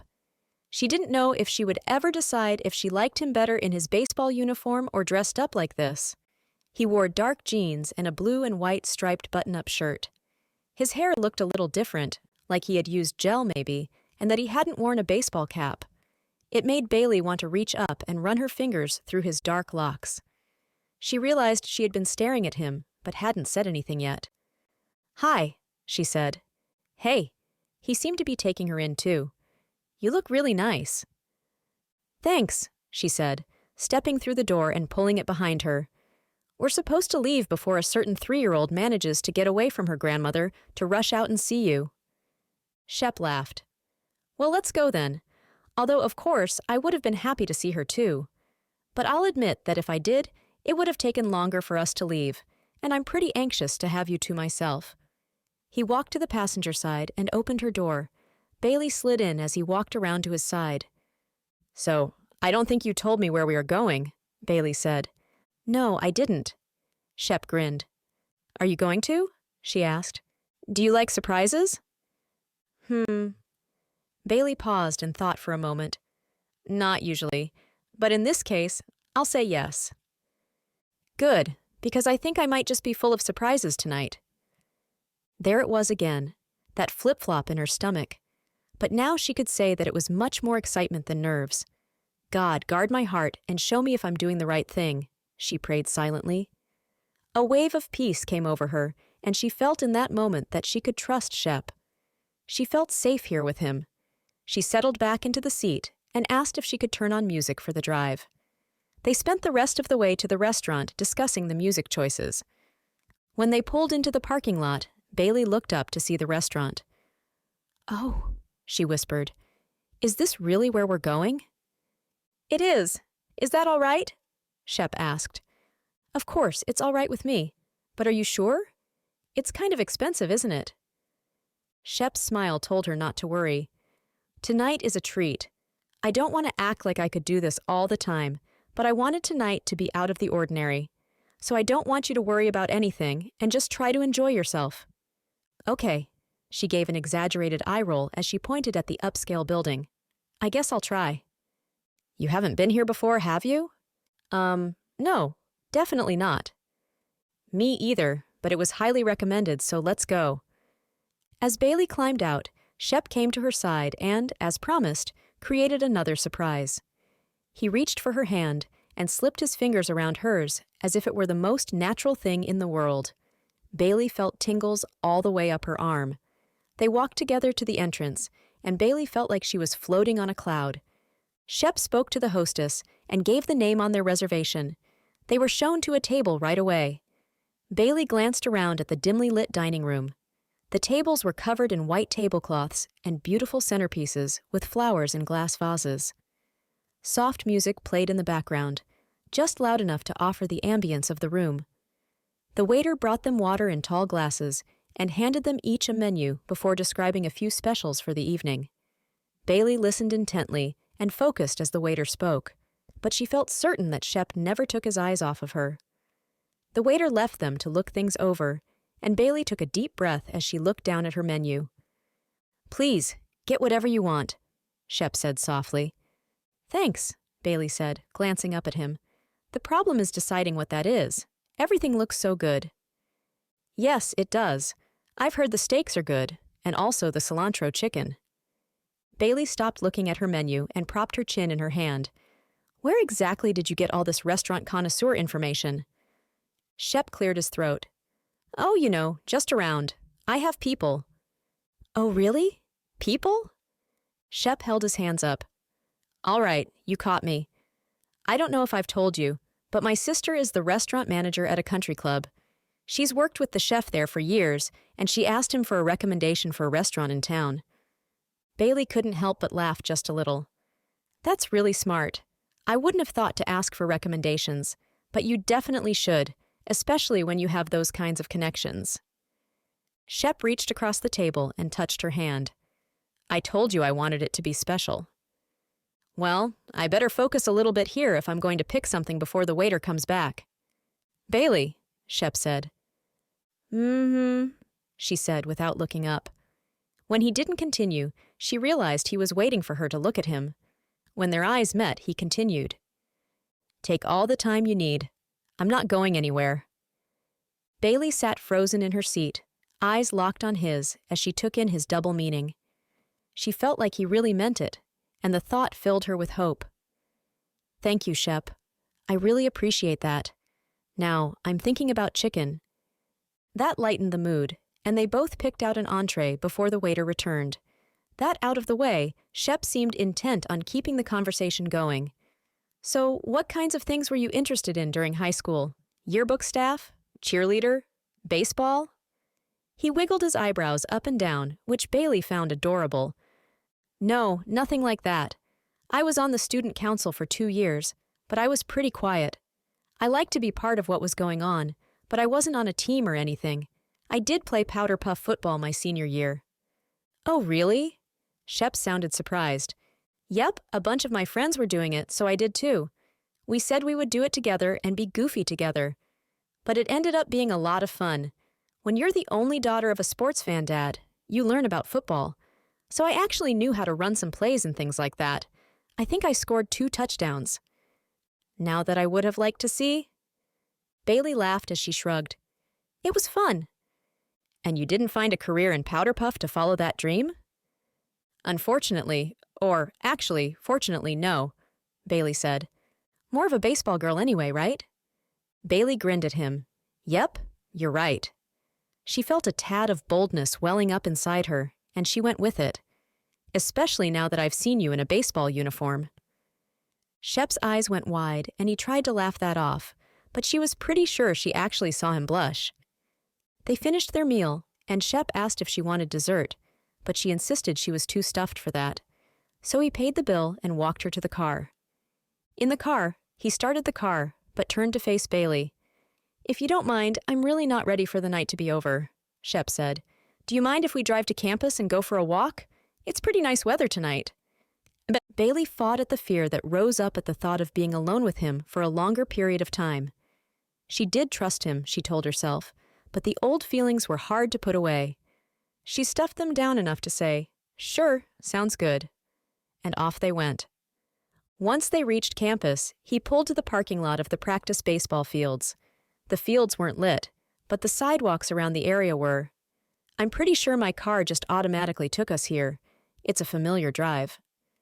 "I guess you've spent a lot of time here the past few years." "Yep." They both got out and walked to the front of the car. Shep leaned against the hood and motioned for her to sit next to him. "4 years of baseball here. I remember in high school wondering if I would ever get the chance to play college ball. It seems like yesterday I was worried about that, and now it's so close to being over." He shook his head. "It just went by so fast." "I know what you mean. But I'm grateful, you know? Lots of guys never get that chance, and I did, so I don't want to take it for granted." Bailey turned and looked at him. She scrunched her eyebrows at him, trying to figure him out. "But Shep, you know you're really good, right?" He said, waving a hand in the air. "I'm on a good team, and I do my best to keep up, but I'm all right." She turned to face him and made sure he was really listening. "No, Shep, you're not all right. Yes, you're on a good team, and I'm sure the coaches are great and have helped you hone your skills. But I've been watching baseball my whole life, and I've seen you play, and you are really, really good." "Thank you, Bailey. That really means a lot to me. Like I said, I love the game, and I'm grateful to have been able to play." Bailey watched him as he turned and leaned his head back to look up at the sky. "You like it out here, don't you?" she asked. "Yeah. This time of night, it's quieter here than other parts of campus. I can think out here. Plus, with the field lights off, you can see the stars better here." Bailey tilted her head up now, too. She couldn't remember the last time she had stood outside at night looking up at the stars. When had she taken the time for a simple pleasure in the last few years? She knew she should do that more. Her thoughts were full when she felt Shep take her hand in his. She smiled. That was a simple pleasure that was so much more than simple. In fact, it was pretty complicated. But maybe it didn't have to be. "I kept trying to push him away, thinking how afraid I was and how bad it could turn out. I didn't stop to think about how good it might be. But even if I did, I'm pretty sure this is better than I could have imagined." Chapter 15. Bailey stood at the counter at work, staring off as she absent-mindedly answered the phone. She finished the call, setting an appointment for a client, and then stared off again. She didn't realize at first that Kim had called her name, and by the sound of it, she had called her a few times. "Yes? What? Sorry," Bailey said all at once. "How can I help you?" Kim looked at her with the strangest expression and then burst out laughing. "I was trying to get your attention, but you are obviously in La La Land. What is up with you, girl?" Bailey blushed. "I'm sorry. I guess I was just thinking." "About what? That cute baseball player?" "How do you know about any baseball player?" Bailey said in shock. "Oh, nothing. But you have mentioned a couple of times that you took Libby to see a baseball game, and I figure there's one good reason for going to multiple baseball games in a week." Kim winked.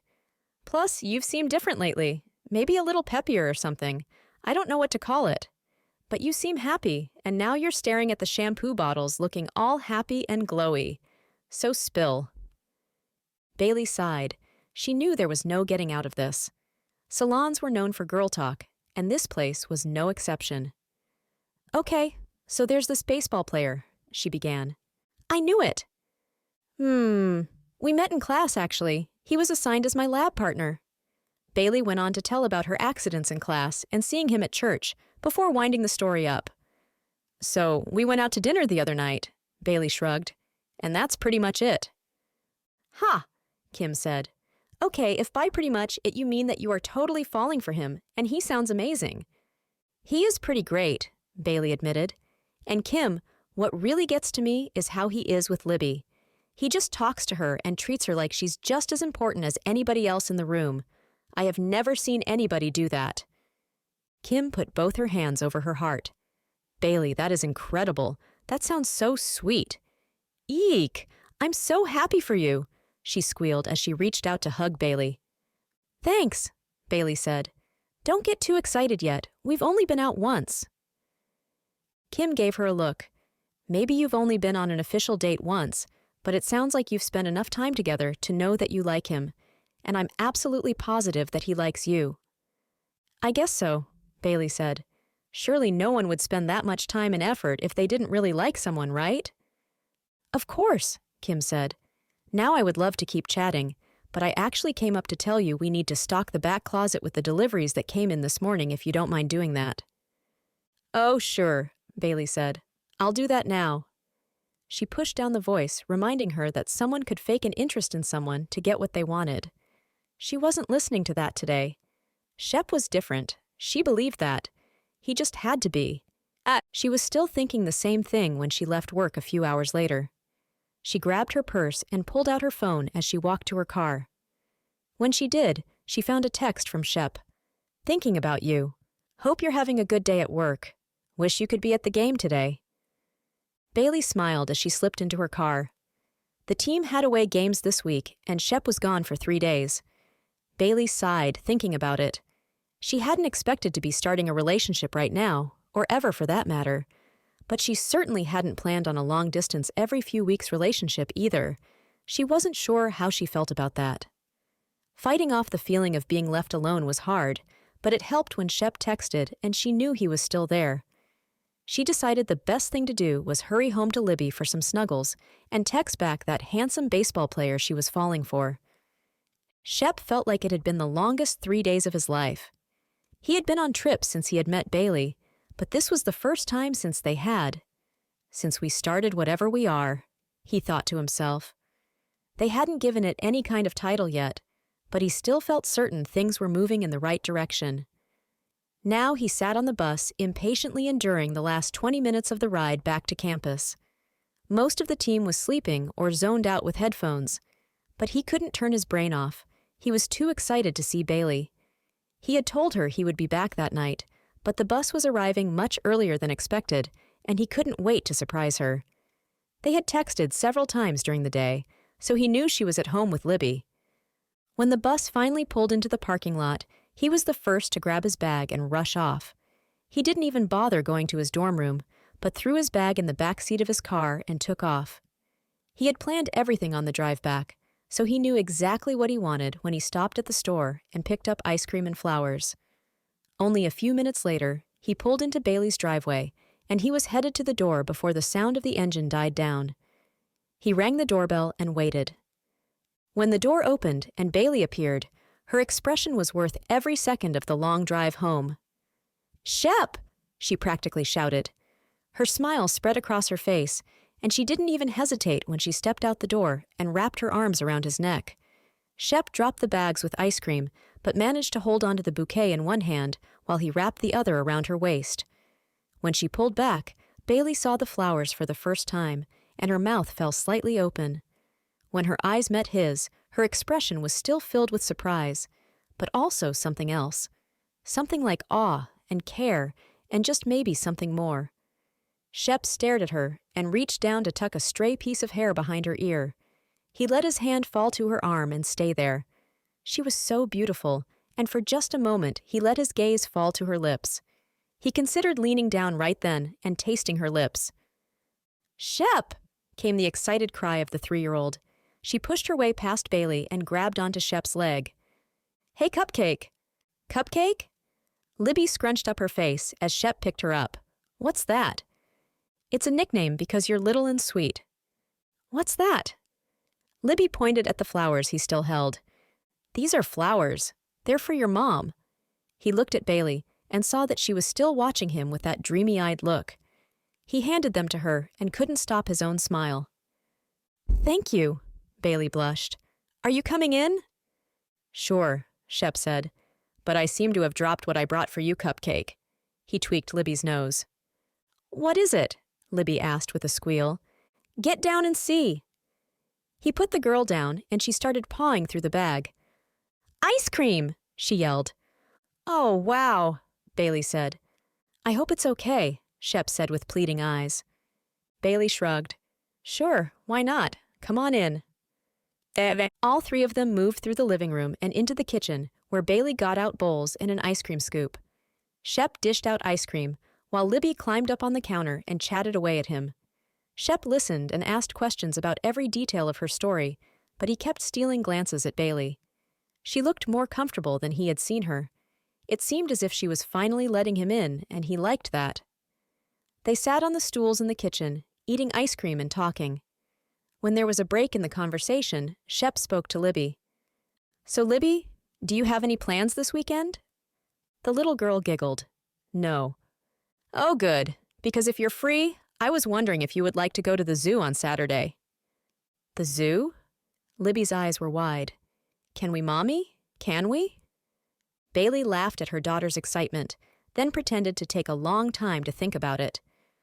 Well, I guess so, if you really want to, she said. Yes, yes. Libby jumped down from her stool and jumped up and down with her ice cream spoon still in her hand. Bailey said, giving Shep a sideways glance. I guess maybe I shouldn't have agreed to ice cream before bedtime. Shep's deep laugh rumbled out. Sorry. He held up his hands to apologize. I told you, my specialty is giving kids too many sweets. Bailey laughed too. She stood and started gathering up the bowls to take them to the sink. But Shep reached out and caught her hand in his. But Bailey, I don't always want to just be the cool uncle or fun friend. I can learn about being responsible with kids. Bailey's eyes were wide now. Shep thought he felt her hand tremble in his. He squeezed it just a little tighter, and he never dropped his gaze from hers. He knew she understood what he was saying, and he wanted her to know he meant it. She seemed to relax just a little and smiled again. I think you're doing just fine, Shep. Really, and the zoo sounds great. Shep squeezed her hand once more before letting go and watched her walk around to the sink and start to clean up the dishes. Libby had run off to find a toy to play with, so they were alone in the kitchen with only the sound of the running water and the clanging of the dishes. Shep didn't mind. He let his chin settle onto his hand and watched her. She looked perfect here, in comfortable clothes, her hair in a loose ponytail. But mostly, she looked comfortable here with him. He felt like he could watch her all day. And then he heard Libby playing in the next room, and the sound filled his heart. He knew it was serious when he could imagine his life with these two girls. He smiled as he watched Bailey and thought about two things. Saturday, he would take them to the zoo, and in the future, he wanted to show them the world. Chapter 16. Bailey couldn't believe how fast a couple of weeks had gone by. She had fallen into a new routine in her life, and she couldn't remember when she had been this happy. Her days consisted of going to work and spending time with Libby, but she and Shep had been spending more and more time together. They studied together, ate lunch after classes, and he came to the house for dinner a couple of nights a week. It had all happened so slowly and easily, Bailey had let herself fall into it with no trouble. She still had her doubts, and there were still moments when she felt a panic that it would all end suddenly. But Shep kept showing up, and that eased her fears. Today, she was at a baseball game, like she was every time Shep played. She held Libby's hand as they climbed the bleachers toward their usual spot. She greeted the family members that she was used to talking to at every game now. All the baseball parents doted on Libby, and she ate up all the attention. But once the game started, she would be focused and cheering for Shep. And when Shep took the field, he looked up to smile at them. He didn't wave, that wouldn't be cool. But Bailey knew he was looking at her, and she was always surprised that her heart still did a flip-flop every single time. She didn't know if she would ever get used to it. She beamed with pride watching him play. He was amazing. She thought back to when her parents had attended a game with her. Instead of watching Shep the entire time, she managed to pull her eyes away and watch her dad as he watched the game. The look of awe and amazement in his eyes told her she was right about how talented Shep was. And her dad told Shep as much after the game. His words had stuck with Bailey. Shep, you are a very talented baseball player. I know that God gave you that gift, and I have a feeling He's going to keep on using it." It had unsettled Bailey to hear that. She wasn't sure what her dad meant by the last part, and she had been too afraid to ask him. Now, as Shep came up to bat, she glanced down and across the bleachers to the group of scouts. There were more of them now, watching, taking notes.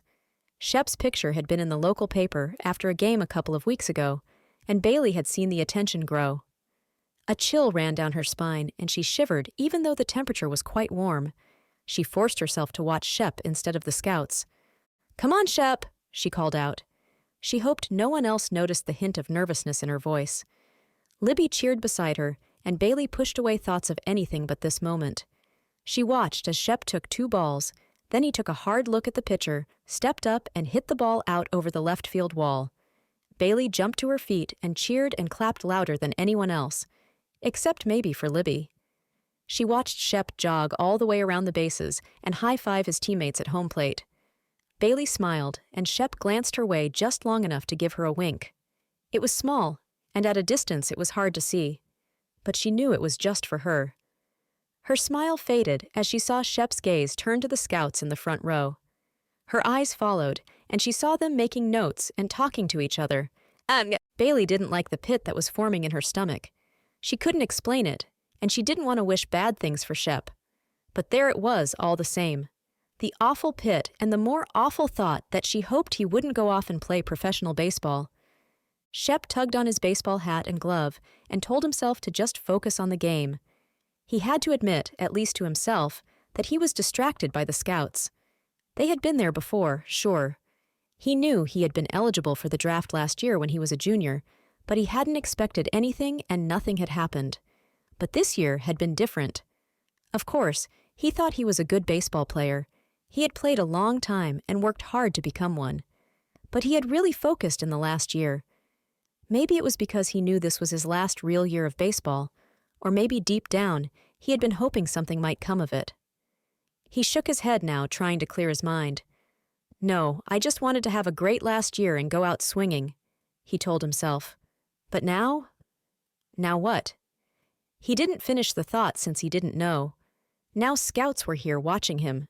Yes, him. They had made that clear. And he liked the attention, but he was afraid to admit that to Bailey. So he did what he knew he should. Went on the field and kept his eye on the ball. Focus. That's what he needed. When the game ended, he sat with his teammates while the coach spoke to them for a few minutes. As he walked to the gate, 2 of the scouts stopped him to ask a few questions. It didn't happen at every game, but he was getting used to that now. He gave them his full attention. But he quickly made his way to Bailey and Libby when the conversation ended. "Hey there, superstar. Nice home run." "Thanks." He took Bailey in his arms for a sweaty hug before turning to Libby. "Hey, Cupcake." Libby hugged him too. "Great game today," Bailey said. Shep easily took her hand in his. "Thanks. I'm starving. What do you want to eat?" "Mom has hamburgers ready to go at the house if you don't mind that." "Sounds perfect." Shep began walking towards the parking lot with Bailey and Libby on each side. Bailey seemed quieter than normal. "Everything all right?" Shep asked. Bailey shrugged. "What is it?" Shep asked again, slowing down his walk. The scouts have really seemed to take notice of you lately." Shep nodded slowly. "Yeah, I guess they have." "Come on, you know they have." "You're right, it's hard to miss. But that's their job. I'm just doing mine and playing my best. So they've noticed, and maybe they come out to a few games and watch." Shep shrugged. "It's not that big of a deal." Bailey stopped. "It's a very big deal." Shep turned to face her and waited until her eyes met his. "Okay, so it is a big deal. I'm proud to have them come and watch. But it doesn't change anything. Like I said, I'm just doing my job. And unless it turns into something more, it's not a big deal. They're not offering me a contract. They're just watching." Bailey looked away and bit her lip. "Bailey," Shep said firmly. "Bailey, listen to me. I'm not going anywhere." "I know," Bailey said quietly. She avoided his gaze. Do you really know that? Because it's true. These scouts coming to games, they don't have anything to do with you and me, okay?" Shep planted his feet and waited for her to look at him. "Okay," Bailey finally said. "Now, let's get going. Like I said, I'm starving, and there's no one else I would rather spend my evening with." Shep led the girls to the car, and they headed to Bailey's parents' house for dinner. They ate and laughed and enjoyed the time together. After Libby went to bed, Bailey drove Shep back to his dorm. "Are you all right?" Shep asked. He could tell she was still bothered. "Yeah, I'm fine," she said. He reached over and took her hand. "Really?" "Of course." She smiled, but Shep didn't believe her. "Why wouldn't I be?" Shep shrugged. "You just seem quiet." "I guess I'm just tired." "Tired of me?" Shep joked. "No," Bailey said with a grin. "Not yet." "Oh, good. Well, you just let me know when you get tired of me, because I'm not going anywhere."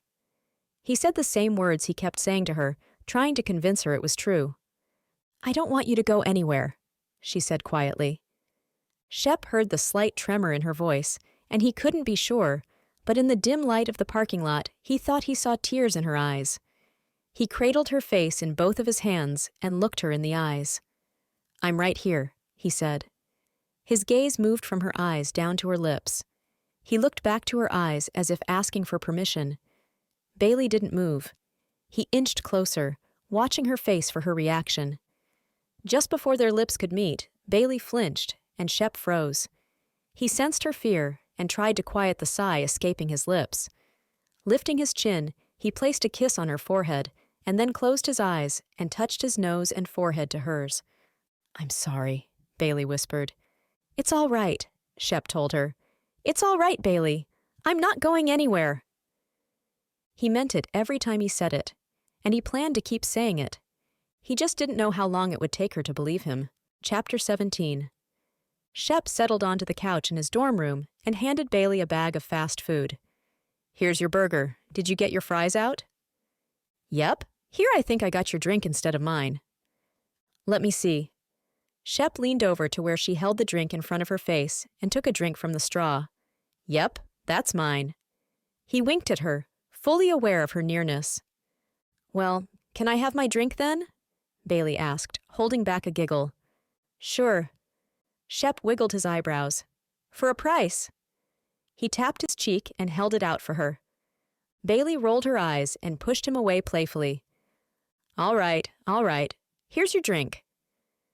Shep poked his lip out in a pout and hung his head as he handed over the beverage. "So, do you want to start the movie now, or eat first?" Bailey asked. "Let's eat first. Then we can watch it without distraction."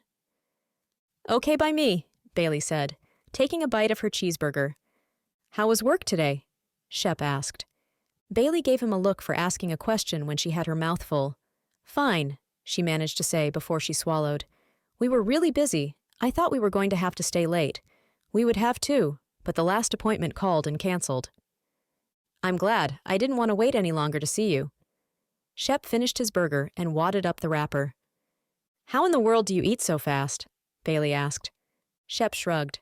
"I'm a growing boy." Bailey laughed. "I hope not. If you get any taller, I won't be able to look at your face." "I'll stoop down for you." "And I don't think you're supposed to be growing anywhere else," she said, as she poked him in the stomach. Shep nearly jumped off the couch. "Hey now!" "What? Are you ticklish?" "Nope. Shep shook his head. "Oh, are you sure?" Bailey poked him again in the ribs this time. "Come on, Bailey, don't." Shep's face was serious, and he almost looked worried. "What?" Bailey asked innocently. She set her cheeseburger down on the table and reached over with both hands before Shep could make an escape. She tickled him full force, and she had never heard his voice so high-pitched. He was laughing and crying and trying to breathe all at once. Bailey was laughing out loud seeing him like that. "What? You can't take it?" she asked. "No, I can't," he whined. But at that moment, Shep turned the tables and reached out to tickle Bailey back. She doubled over immediately and covered her mouth to keep from screaming. "Shep, stop!" she laughed, despite her squealing. She tried to stand up to get away, but he pulled her back down into his lap and wrapped his arms around her where she couldn't get away as he continued to tickle her. "What?" He repeated her words. "You can't take it?" Nope, I can't. Bailey laughed as she turned her head to face him. Shep stopped tickling her and scooted back on the couch, turning her around and pulling her with him. He still held her tightly in his arms. He looked at her face, flushed from laughing. Bailey, he said quietly. Bailey's eyes met his. Yes, Shep. He didn't wait for more. Slowly, he moved one arm from behind her and brushed a piece of hair from in front of her face. He cupped her face in his hand and leaned close. Slowly, gently, their lips met. With his other arm, he pulled her in close as he kissed her, but only for a moment. He pulled back, their faces still close, and looked into her eyes, watching for a trace of fear. He knew he wanted to kiss her again, but more than that, he didn't want her to feel pressured. Bailey's eyes were wide, but she looked all right. Shep leaned down until their noses and foreheads were touching. He didn't say anything, but stroked her cheek with his thumb. Finally, Bailey broke the silence. Well, that was a surprise. Shep chuckled and moved back to look at her. A nice one, I hope. Yes, definitely nice, Bailey said. Shep enjoyed watching her blush. He forced himself to kiss her forehead and then hugged her close before releasing her and moving her off of his lap. He busied himself by cleaning up the food wrappers. Don't be awkward, he kept telling himself. He stood and put the trash away and turned to look at Bailey. She sat on the couch staring at her hands. It made him smile, and without thinking, he went to sit beside her and took her in his arms again. She giggled as he nuzzled his face into her shoulder. Bailey, he said into her shoulder. He waited, but he got no response. He pulled back and looked at her before he started again. Bailey, I really like you. She smiled and cleared her throat.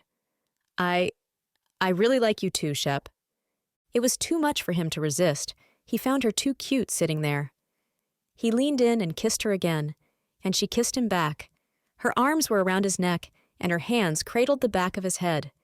Shep kept her in his arms as he lingered a little longer with each kiss. Before he got carried away, he stood up. Ready to start the movie? He asked too fast. So much for not being awkward, he thought.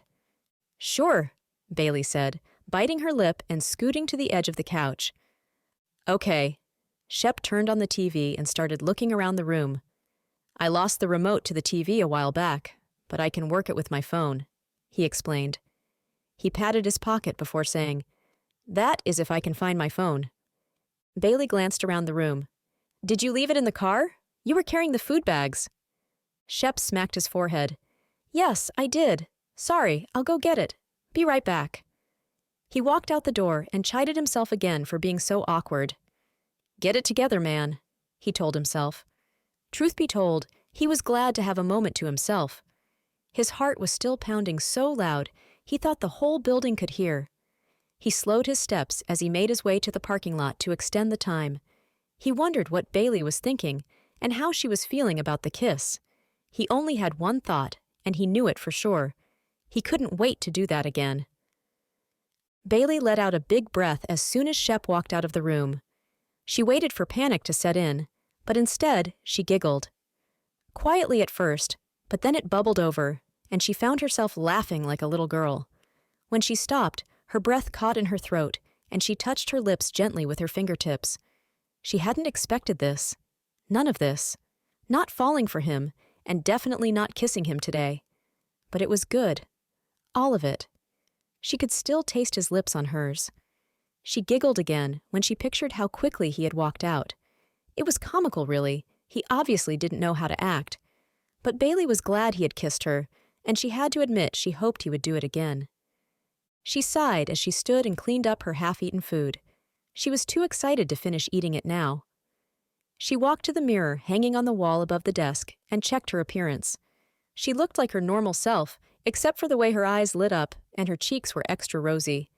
She couldn't help laughing at herself again.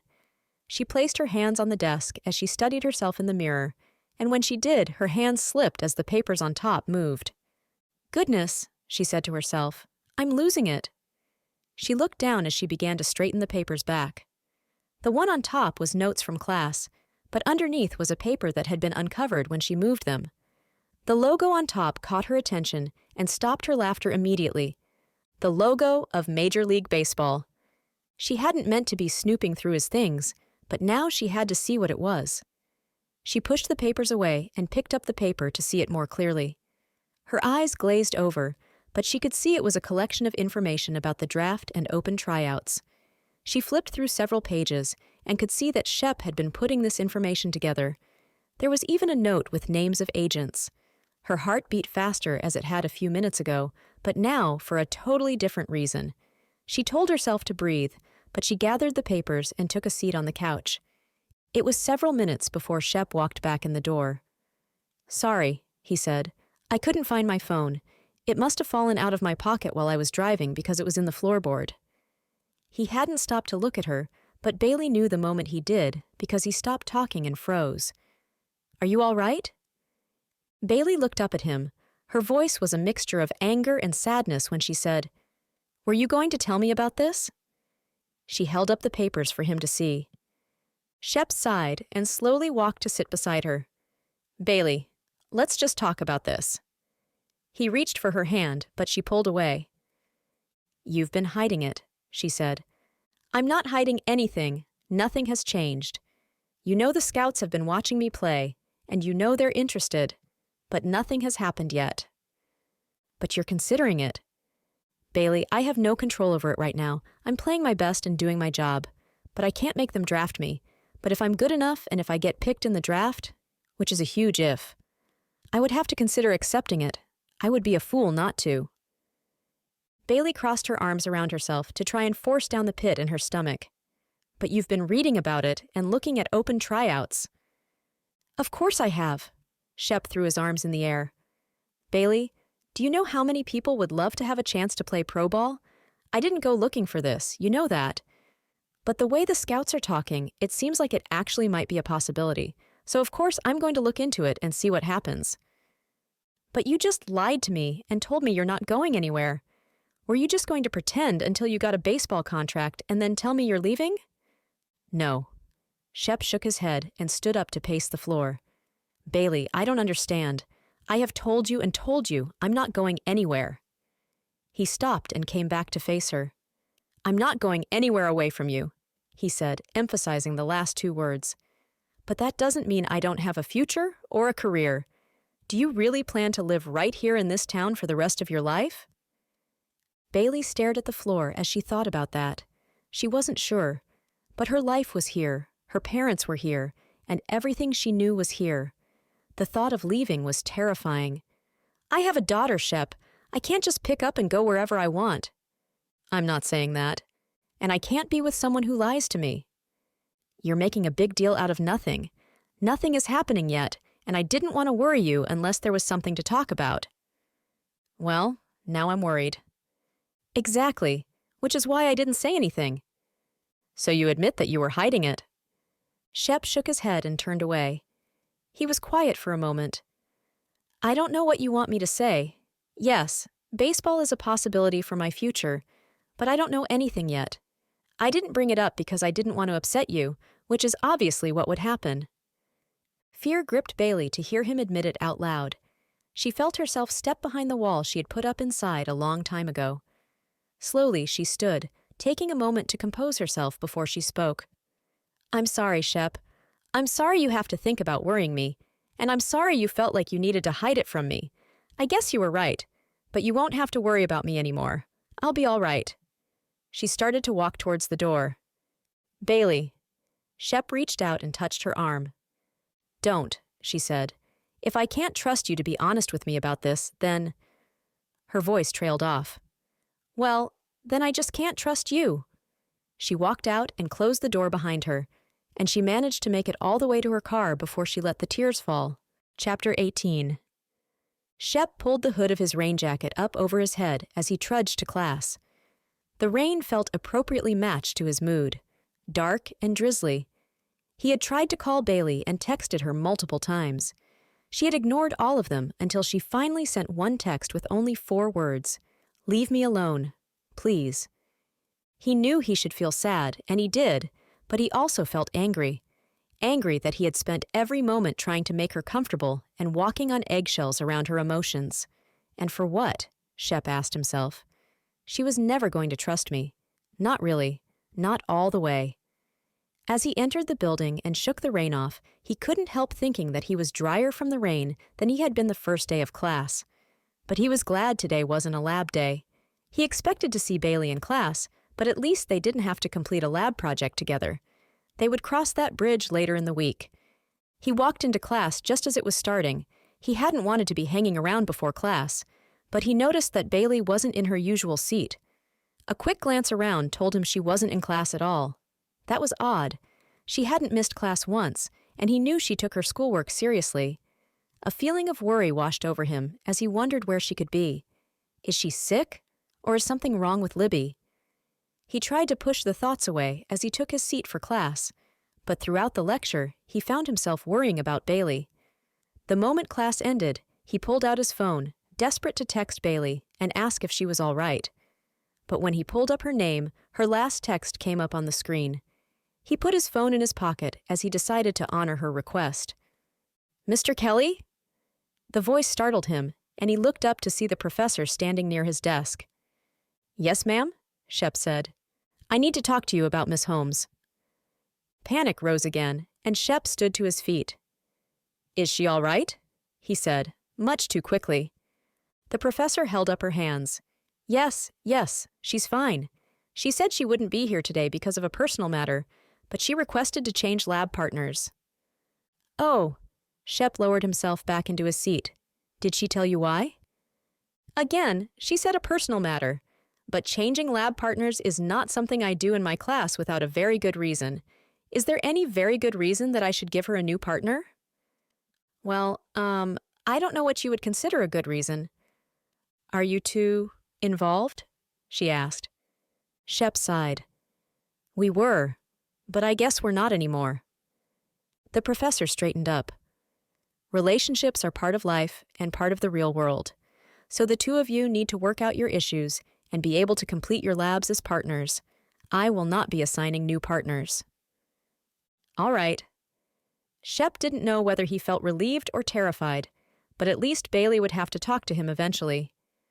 "Thank you. See you Wednesday." Shep grabbed his backpack and headed for the door. "And Mr. Kelly—" Shep turned and waited for the professor to speak again. "From the look on your face, I would recommend you don't give up without a fight." Shep gave a half smile and waved his hand as he left the room. "I've been fighting for her since the moment I saw her in that classroom for the first time, but I don't know if it's doing any good." The rain had stopped, and now the air just felt thick with moisture. Shep decided to take the long way back to his room. Walking gave him time to think, not that he had done much else in the last few days. Thoughts of Bailey swarmed around his mind all day, and he dreamed about her at night. He had been over and over in his mind of how he could have said or done things differently. But now, walking to his dorm, he decided to put it out of his mind. "I did the best I could," he told himself. "I really care about her, but if she won't let me talk to her, there's nothing I can do about that." He straightened up and set his gaze on the baseball field, where he had walked without even thinking about it. "Baseball is my game. That's what I need to focus on," he said out loud to the empty field. "I have a chance to really make something of myself, and I'm going to take it. I'll work harder than ever and keep my eye on the ball, literally and figuratively." Shep nodded to himself and turned to head back to his dorm room. He had homework to do and then practice to get ready for. School and baseball would be the only things he would let himself think about now. And then maybe, just maybe, he could finish school and head into a career in the sport that he loved. And if he did it alone, he decided that's just what he would do. Chapter 19. It had been 2 days since Bailey had walked out of Shep's dorm room. She wanted to crawl under the covers and stay there, but she knew that just wasn't possible. Instead, she focused her attention on Libby. "Like I should have been doing all along," she thought to herself. "If I had just worried about my daughter instead of spending time with him, I wouldn't have gotten hurt." She knew that was only half of it. We wouldn't have gotten hurt. Bailey shook her head as she thought of how many times Libby had asked to see Shep in the last 2 days. Bailey had tried to put her off gently each time, but she knew that eventually she would have to tell her that they wouldn't see Shep anymore. Well, at least Libby wouldn't. Bailey had gotten an email back from her biology professor, and she knew she would still be seeing Shep until the end of the semester. But she pushed that thought away for now as she finished getting dressed for the day and went out to find Libby playing in the living room. Bailey spent the next hour playing with Libby. They built block towers, played baby dolls, and did puzzles. Before she knew it, it was time for Bailey to leave for work. She hated the thought of leaving Libby again, but she knew there was nothing to do about it.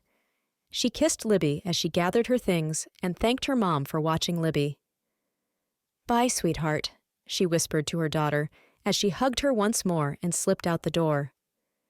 On the drive to work, she thought about how she wished she could be with Libby all day. When she was younger, she had dreamed of being a stay-at-home mom when she had kids. She had even hoped that she could cut and style hair out of her home so she could still be there for her kids. But of course, nothing had gone like she had dreamed. Watching the raindrops sliding down her window, she swallowed hard to keep her cheeks from being coated in tears. She had thought she would be looking forward to finishing school and graduating. But as the time grew closer, she wondered what it would really be like when she was out of college. She planned to get a job and support herself and her daughter, hopefully move out and have their own place. But then what? Would her mom still keep Libby while she worked? Or would she put her in daycare until she was old enough for school? All the questions that Bailey had put off thinking about rose to the surface at the same time. Just the night before, she had been online, looking for possible job options for after graduation. Working full-time every day of the week felt overwhelming, and she wasn't sure how she would manage a job, a home, and Libby all on her own. She was seconds away from giving in to her tears when she pulled into the parking lot at work. She checked her appearance in the rearview mirror and stuffed her emotions down deeper this time. She plastered on a smile as she walked in the front door. Kim looked up when she heard the bell over the door ring and flashed a giant grin at Bailey. "Hey," Bailey said quietly. "Hey, girl," Kim yelled. "I'll be over to talk in a few minutes," she said, spinning her client in the chair to face the mirror and show off her work. Bailey took her time putting away her purse and settling in at the front counter. She glanced over the schedule and turned to see if there was anything she should take care of in the waiting area. A few magazines were spread around, so Bailey went to straighten them and then returned to her stool just in time for Kim to come bounding over. "I'm glad you're here. I've been excited to see you all day." The two put their conversation on hold as the client came to pay at the counter. Kim flashed her smile and thanked them for coming in. But once the door shut behind them, she turned her full attention to Bailey. "So before I jump in, anything interesting in your life you want to tell me about?" Bailey dropped her gaze. "No." "Oh, come on. No juicy details about the handsome baseball player?" Kim elbowed Bailey. "No," Bailey said. "There's no more handsome baseball player." Kim gasped. "What? Why? What happened?" Bailey spoke with a wave of her hand. "I don't really want to talk about it." "But Bailey, did something bad happen?" Kim's voice was full of concern. Bailey looked up and met her eyes. "No, it's all right. It just isn't going to work out. He wants things in life that just don't work for me." "Like what?" Kim asked. "Really, I'd rather not talk about it." All right. Kim held her hands up in surrender. "Anyway, I've got something that just might cheer you up." "Oh, what's that?" "I know that you're just finishing up school and getting ready to look for a job, but you know how much I will hate to lose you around here. And I knew that you would never do this for yourself. Just hear me out. The cosmetology school that I went to has an alumni recommendation program for scholarships. So alumni can recommend outstanding potential students and write a letter for why they should be a scholarship recipient." Bailey furrowed her eyebrows at Kim. "Kim," she said slowly, "you didn't." "I did." Kim practically sang the words. "But I'm not even applying to cosmetology school." I know, but you should. So I took the liberty of applying for you." Bailey's mouth fell open and her eyes were wide. "Kim, you didn't." "Yes, I did." Kim sang again. "So here's the big news. This letter came today."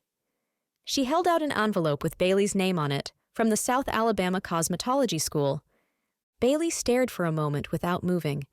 Then slowly, she reached up and took the envelope from Kim. She flipped it over to see that the envelope had already been opened.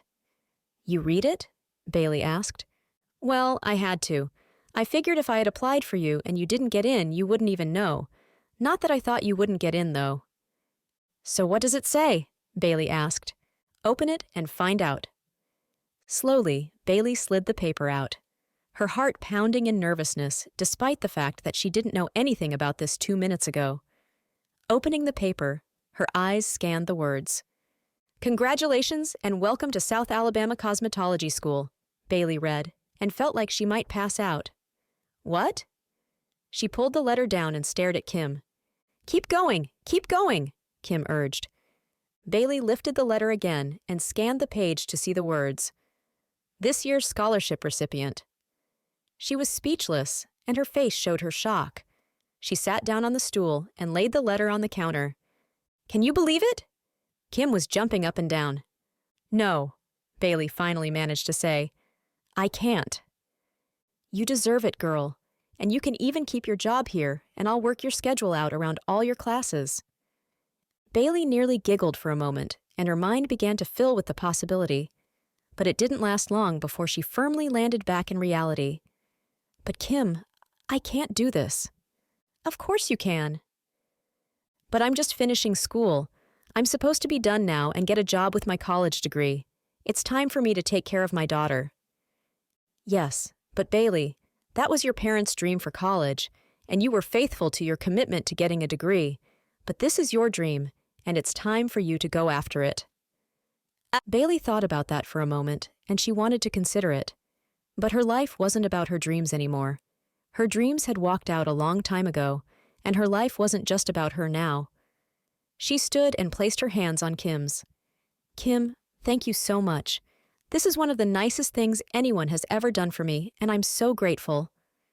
She paused as Kim's smile grew. But Kim, I can't do this. Yes, I made a commitment to my parents to finish school.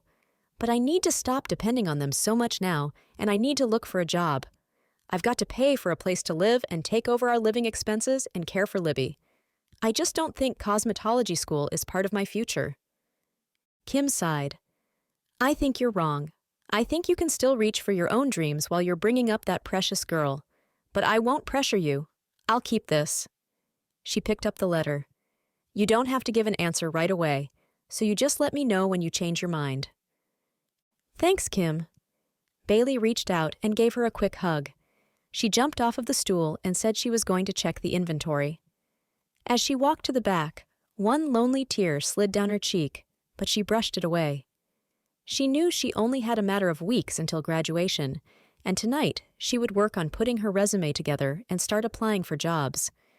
Her heart ached to do like Kim said and reach for her own dreams. But she had a responsibility, and she was going to follow it through, even if that meant working a job that wasn't her passion, and even if it meant doing it alone. Chapter 20. The first time Shep saw Bailey again was their next class when they would be in the lab together. She sat in the back during the lecture and only came into lab at the moment it was supposed to start. Hi, Shep said quietly as she took a seat. Hey, she said. Sorry, I know this is going to be awkward, but let's just focus on getting the lab done. I agree, Shep said. Then they worked for the most part in silence, only speaking when they needed to for the assignment. It became their norm for the next few weeks. They sat in different parts of the room for lectures and only spoke as necessary for lab. Shep wanted to say more a few times, but he just kept his head down and reminded himself, eye on the ball. He needed to finish this class well and graduate. The final home game of the season arrived before he knew it. Shep could hardly believe this was his last weekend of college baseball on this campus. Both Paige and Peyton and their younger siblings came into town for the weekend, and they had planned a celebration for Shep after the game.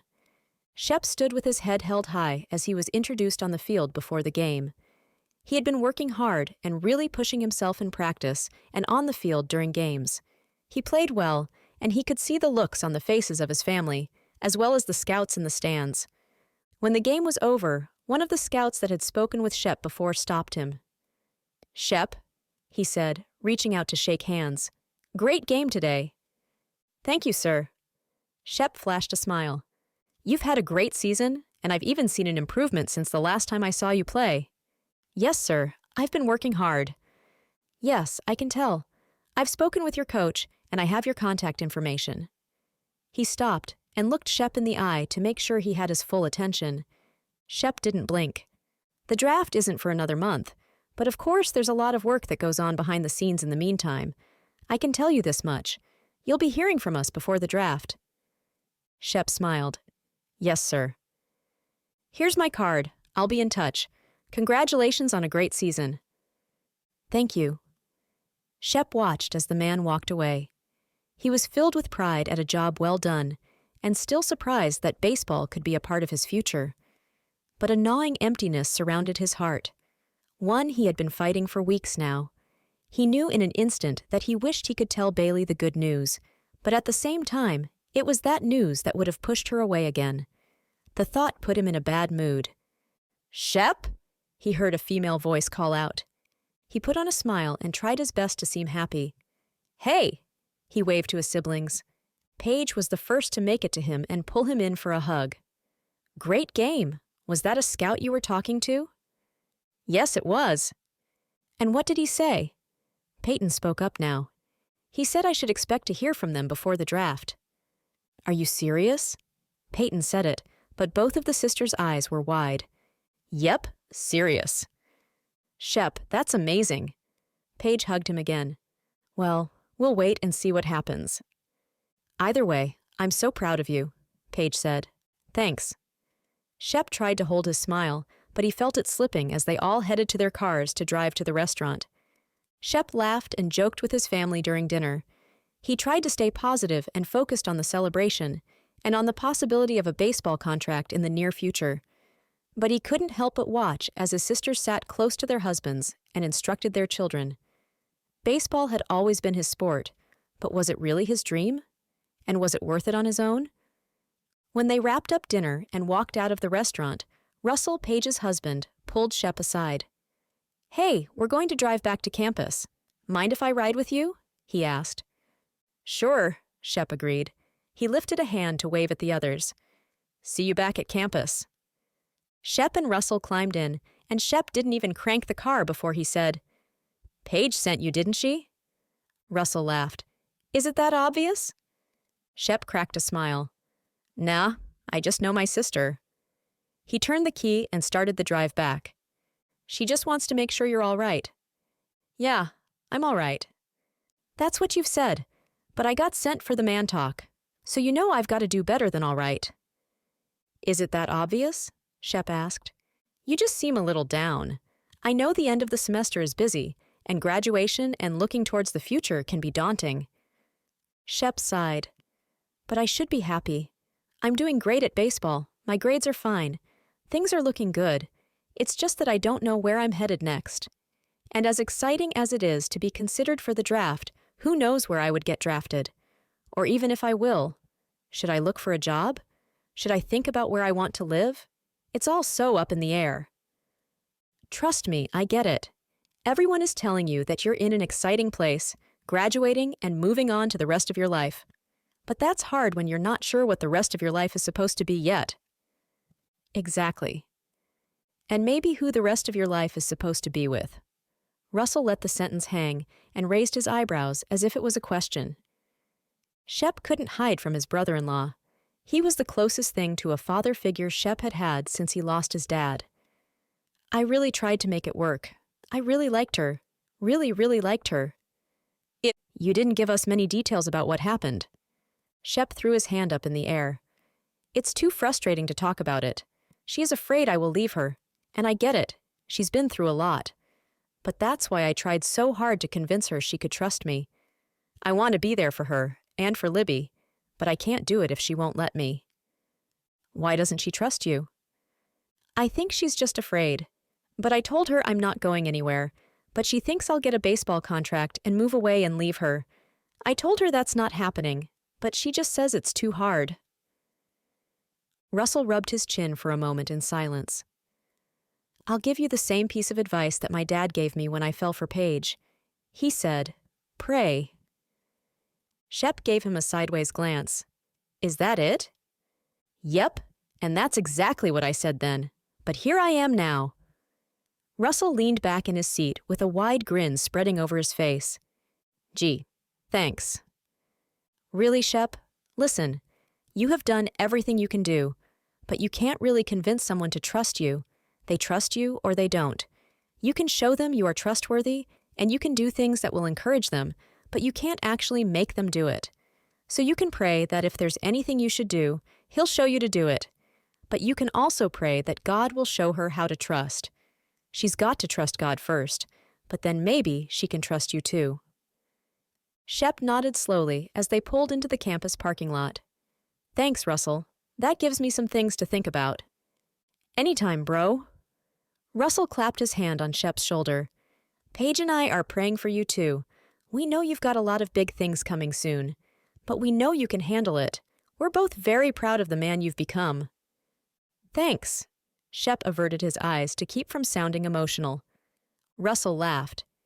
It's hard to believe how quickly time has passed since you were the teenager with a new driver's license, and we were worried every time you left the house. Shep laughed too. Yeah, I guess if we all survive that, we'll survive whatever comes next. Russell nodded enthusiastically. You got that right. With God's help, we will. Chapter 21. Bailey quietly tiptoed out of Libby's room and pulled the door shut. She had stayed in the room with Libby until she was asleep, not something she did often, but tonight she had wanted to be close. Now she headed to the kitchen table, where she had books out to study for class. Just as she sat down and opened the book, her mom walked into the kitchen. Libby asleep? Yes, it took 2 books, 3 songs, and 10 goodnight kisses. Bailey smiled. She just wants you to stay in there with her. Karen spoke what Bailey was thinking. I know, and I don't mind. I wish I could be with her all the time. Karen took a seat at the table beside her daughter and put her hand on Bailey's arm. I know, sweetheart. This hasn't always been easy, but I think you've made the most of it. You really are a wonderful mom to her. Thanks, Mom. I really appreciate that.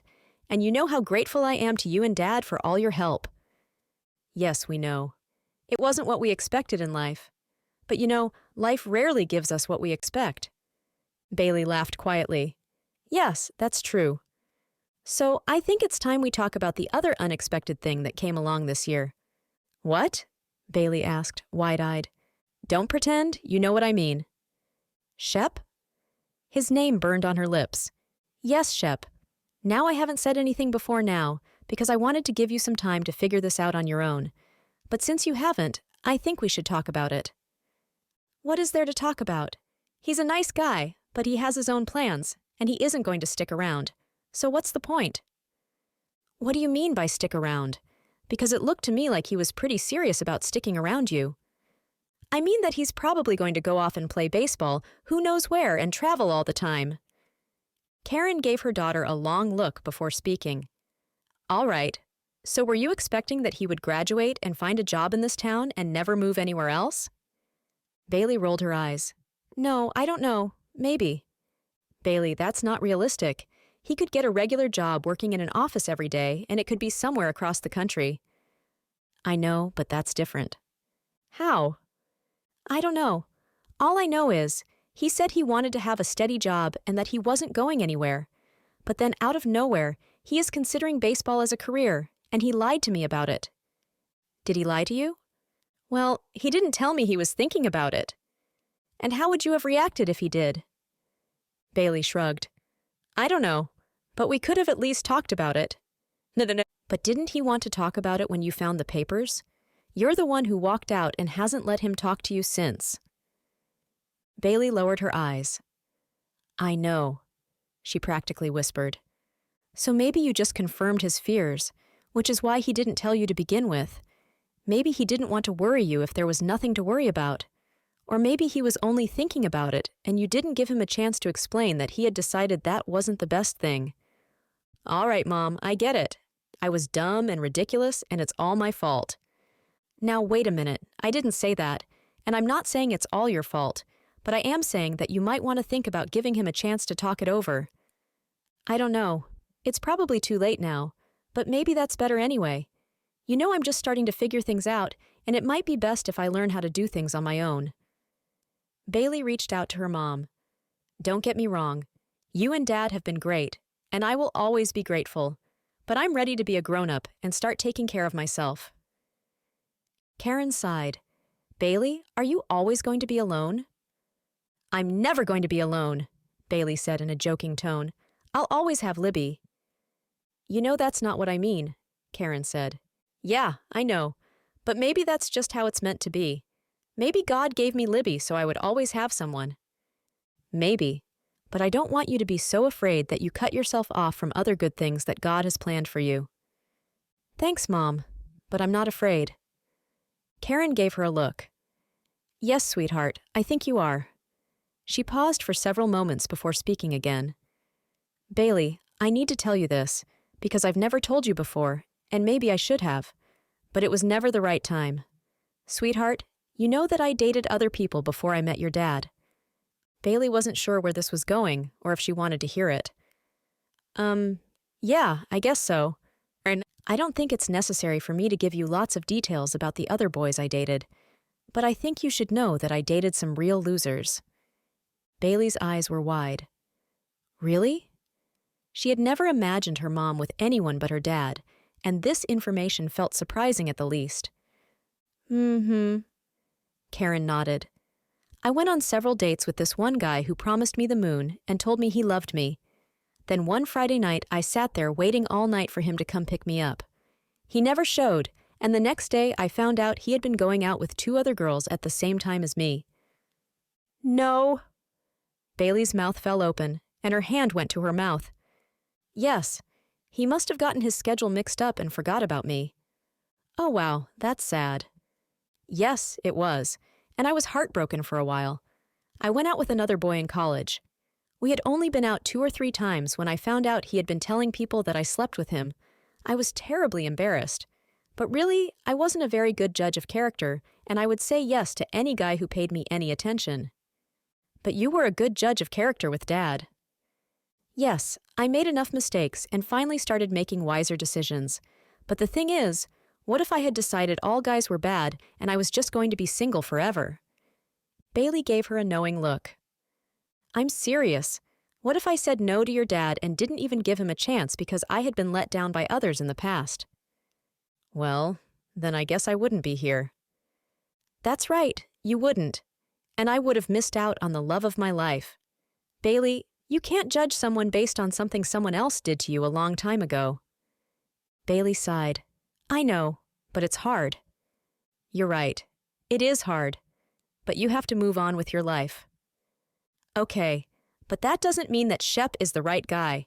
And if the baseball thing works out, he will be gone anyway. Bailey, that doesn't even make any sense. Bailey held up her hands. Mom, I've heard what you've said, and I will think about it. But I'm moving on with my life here, with my daughter, and I really don't want to talk about it anymore. All right, we don't have to talk anymore. I only ask that you will do the same thing that I've been doing for you ever since you met Shep. What's that? Pray. Chapter 22. Bailey stood in the bathroom fresh from a shower. At least when she was standing in the shower, she hadn't been able to tell the difference in the water and the tears running down her cheeks. Now she stared at herself in the mirror and could see every one of the tears. In her mind, she knew it was ridiculous, but she couldn't convince her emotions. I shouldn't have let myself fall for him. It was never going to work. I knew he would leave us. Leave me, she thought to herself. She couldn't manage to actually say it out loud. The more she thought about it, the faster her pulse raced. She found herself gasping for breath as the panic came over her. Her mind raced for what to do, and she managed to do the one thing that would help. Help me, God! It was barely a whisper, even though she felt like she was yelling to get it out. Help me! She closed her eyes and focused her thoughts on a verse she had memorized as a child. When I am afraid, I will trust in you. She sat on the edge of the tub and rocked back and forth, saying the words over and over. When I am afraid, I will trust in you. Slowly, her breathing became normal, and her heartbeat slowed. The panic over, she sighed. God, she began, I don't know how to do this. I fought even getting to know Shep because I was afraid.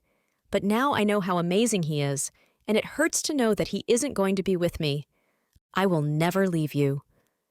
The voice was as clear as if someone was in the room speaking to her. "I know you are always with me, but I got used to him being with me, and now I've lost that. Trust me." Bailey sighed. That's easier said than done. She looked at herself in the mirror and watched as the tears filled her eyes again.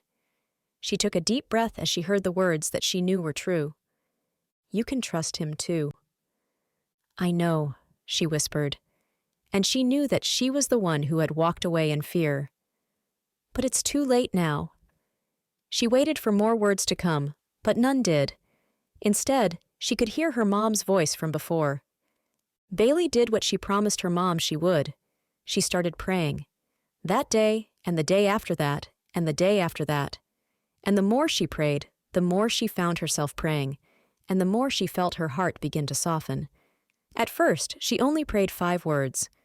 "God, help me learn to trust." And he was faithful to his word. Bailey could feel her walls begin to come down little by little. As her prayers grew, she found herself thinking about Shep. She wondered what he was doing, and she began to pray for him. She prayed that God would give him all his dreams, and that he would lead Shep in his baseball career. Bailey had never had any doubt he was good enough to play professional baseball, and a little more every day, she could say that she truly hoped he would get that chance. The semester was winding down, and Bailey found herself busily studying for finals. They completed their last lab, and Shep had kept his commitment to only talk about the assignment each week. But on the last day, he stood and gently brushed his hand over Bailey's on the table. When their eyes met, he only said, "Bailey, it's been my pleasure being your lab partner. I've enjoyed every moment we've spent together, and I wish you all the best things in life." With that, he had turned to go. Bailey stood unable to move. She wasn't sure whether to laugh or cry, but she was reminded of the stories her mom had told her, and she knew one thing for sure. Shep was one of the good guys. Shep had used every ounce of strength he had when he said those final words to Bailey, not to reach out and take her in his arms. He had spent every day since his talk with Russell praying. He prayed for Bailey every day, and he prayed that if God wanted them together, he would make a way and show Shep what to do. He felt an unexplainable peace about the situation, but so far God hadn't shown him to do anything other than keep showing up at lab and being her partner. He had prayed about baseball and a future job, and even though he had done a little bit of looking online, God had told him to wait on applying to any jobs. Now back in his dorm room, he looked around. He knew it was only a week and a half before he packed up and moved home. He didn't relish the thought of moving back in with Paige and Russell and all the kids. But he didn't have much of a choice without a job. He planned to keep up his baseball skills and wait on hearing news. The draft wouldn't happen until early summer. Shep plopped down on his bed and stared at the ceiling. Waiting. Everything in my life right now is just waiting. Not much longer. The thought comforted him, and he breathed a short prayer. "God, please show me what to do." He rolled over and grabbed a book to study for his upcoming finals. "Trust me." Shep almost laughed out loud. "All right, God," he said. "I will trust you, if only because there's nothing else I can do. I know you have a plan, so I'll just be here until I know what it is." Chapter 23. Bailey held her graduation cap in one hand and the end of her gown in the other to keep it from flapping in the wind. She had caught a glimpse of Shep at the graduation ceremony, but she hadn't been able to get close. After the ceremony, her parents had wanted pictures together, and she stood smiling with her mom, and then her dad, and then Libby. "Let's get one of the whole family together," Bailey's mom said. The words struck Bailey as if she had run right into a brick wall. Whole family. She had decided long ago that she and Libby would go through life together, but she didn't think they would ever be a whole family. Not one the way she had pictured when she was a little girl. Now she stood, unable to move as her parents and daughter came to pose around her. But it felt wrong. Something was missing. More like someone. And now that she knew that, she couldn't wait any longer to make things right. She managed to smile for the picture. Then she hugged Libby close before turning to her mom. "Mom, can you watch Libby, please?" Her voice pleaded, and her eyes showed the urgency. "There's something I need to do." Karen seemed to understand at once. "Of course. Go! We'll be here waiting for you." Now she was running across campus. She had looked all over the campus lawn, frantically searching the faces of graduates wearing robes. Finally, she noticed a large family group off to the side and recognized Paige. Without a thought, she ran right up to her. "Hey!" she practically shouted. Paige's eyes grew wide. "Bailey, hi! Congratulations on your graduation!" "Thank you," Bailey managed to say before blurting out, "Where's Shep? I need to talk to him." "Oh, he was here. I think it was all a little overwhelming for him. He said he needed a few minutes, and he is going to meet us to go to lunch. I'm not really sure where he went, though." Bailey nodded slowly. "That's all right. I have an idea." She took off running again. A few minutes later, Bailey slowed her walk as she neared the fence of the baseball field. Quickly, she scanned the field and the bleachers. When she saw no one, she tentatively opened the gate and entered the field. When the home dugout came into view, she saw him, and her heart skipped a beat. He wore his graduation robe open to reveal a shirt and tie. His graduation cap sat on the seat beside him, and on his head, he wore the familiar baseball cap. Bailey took 2 long, deep breaths before she approached the dugout. She was at the wall and only a few feet from him when she said, "Is this a private party, or can I join you?" Shep's head snapped up in surprise. His eyes were wide, but then they softened as he patted the seat beside him. "You're always welcome with me." Bailey blushed as she took slow steps towards him and sat down. "Hi," she said barely above a whisper. "Hi," Shep said back. "How did you know I was here?" "Paige said you needed a few minutes. I figured this is where you would go to think." "And what do you think I'm thinking about?" Shep's voice was serious. "Well, it's graduation day, which is a pretty big deal. So I'm guessing you're thinking about things like the future." "Yeah, that's true. But I was hoping maybe you were thinking about me." Shep looked up at her. "Were you?" "Yes. Well, kind of. I hope you're not thinking about how terrible I was to run off and never give you a chance to explain. But I hope maybe you're still thinking about being with me." Shep reached out and took both of her hands in his. "I haven't stopped thinking about that." "Shep, I'm sorry. I shouldn't have done that. It was just hard for me to hear. I've been thinking for so long about what Libby and I would do after I graduated. I just always thought I would settle close to home and get a job and live in the same place forever." She paused as she shrugged. "I know that probably seems silly, or boring at least. I wouldn't have said that's what I wanted when I was a kid, but I guess I've been afraid, and I didn't want to depend on anyone who might leave." "Bailey," Shep started, but Bailey held up her hand to stop him. "Please, let me get all of this out. You have been nothing but kind to me. You've been patient and understanding, and as wonderful as it all seemed, I just couldn't ever believe it was really real. And when I did for just a minute, it was so scary. But I've been thinking a lot and praying a lot, and I know that God doesn't want me to live life in fear. So I'm trying to trust that He has a plan for me, and that where He leads me is for my good." Shep waited several moments before speaking. "Is it my turn now?" he asked gently. Bailey laughed. "Yes, go ahead. I like baseball. I like it a lot. And getting to play in college has been amazing, and just the fact that I've been looked at by scouts is more than I could have imagined. But I want you to know that's not the biggest dream of my life, and I will turn down a baseball offer in a minute to spend my life with you, Bailey." Bailey sucked in a breath as he spoke the words. "I believe you." She nodded her head as she looked him in the eyes. "I believe you, but I don't want you to do that. I can't let you turn down an opportunity for me. It might not be your biggest dream, but I know it's not something that comes along often, and it's a dream worth following." "Then there's only one other thing for me to say." Bailey's eyes began to fill with tears as she anticipated a farewell. She braced herself. "Come with me." "What?" Bailey asked. "Come with me, Bailey. Whether it's for baseball or for a corporate job, or whatever God calls us to do, come with me." "Really?" A tear trickled down her face at the same moment that a laugh escaped her lips. "Yes, really. You and Libby, Bailey. My biggest dream is to have a family. That's always been my dream. And since the moment I met you, I have hoped that you would be the start of that family. I love you, Bailey." I love you too, Shep. And I want to be there for you and take care of you, and I want to give Libby a dad. This was too much for Bailey. Her hand flew to her mouth as the tears began to fall. Shep reached out and took her in his arms. Her head rested on his shoulder as she composed herself. When she leaned back, she kept her arms around his waist, their faces close together. "That sounds pretty good to me," she said. Shep smiled at her and then lowered his head until their lips met. Bailey couldn't help the smile that spread across her lips as she kissed him back. She could taste the tears from her cheeks, but she could also feel Shep's smile against her lips. She moved her hands to reach up and cradle his face. He held her firmly in his arms. When Shep pulled back, Bailey was the one to kiss him again.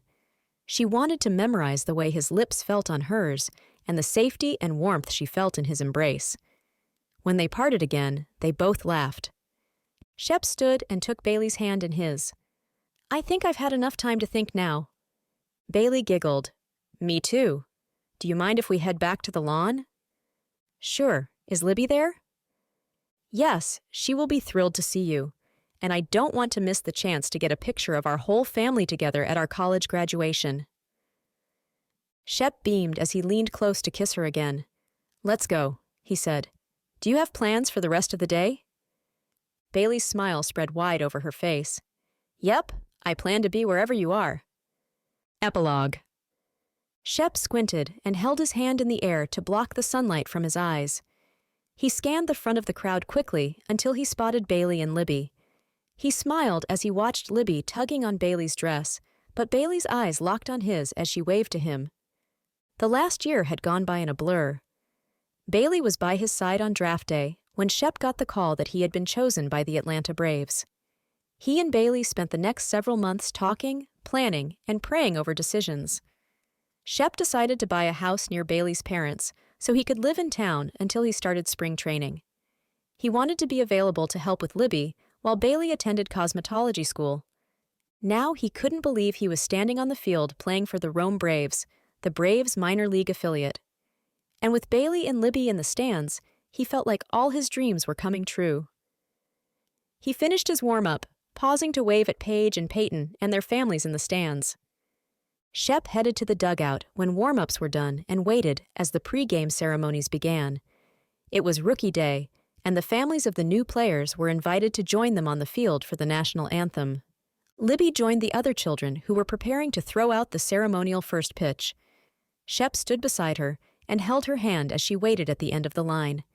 His heart pounded as he smiled at the little girl. When it was Libby's turn, Shep handed her the ball as he knelt down beside her. She gave it everything she had and threw the ball just the way Shep had taught her.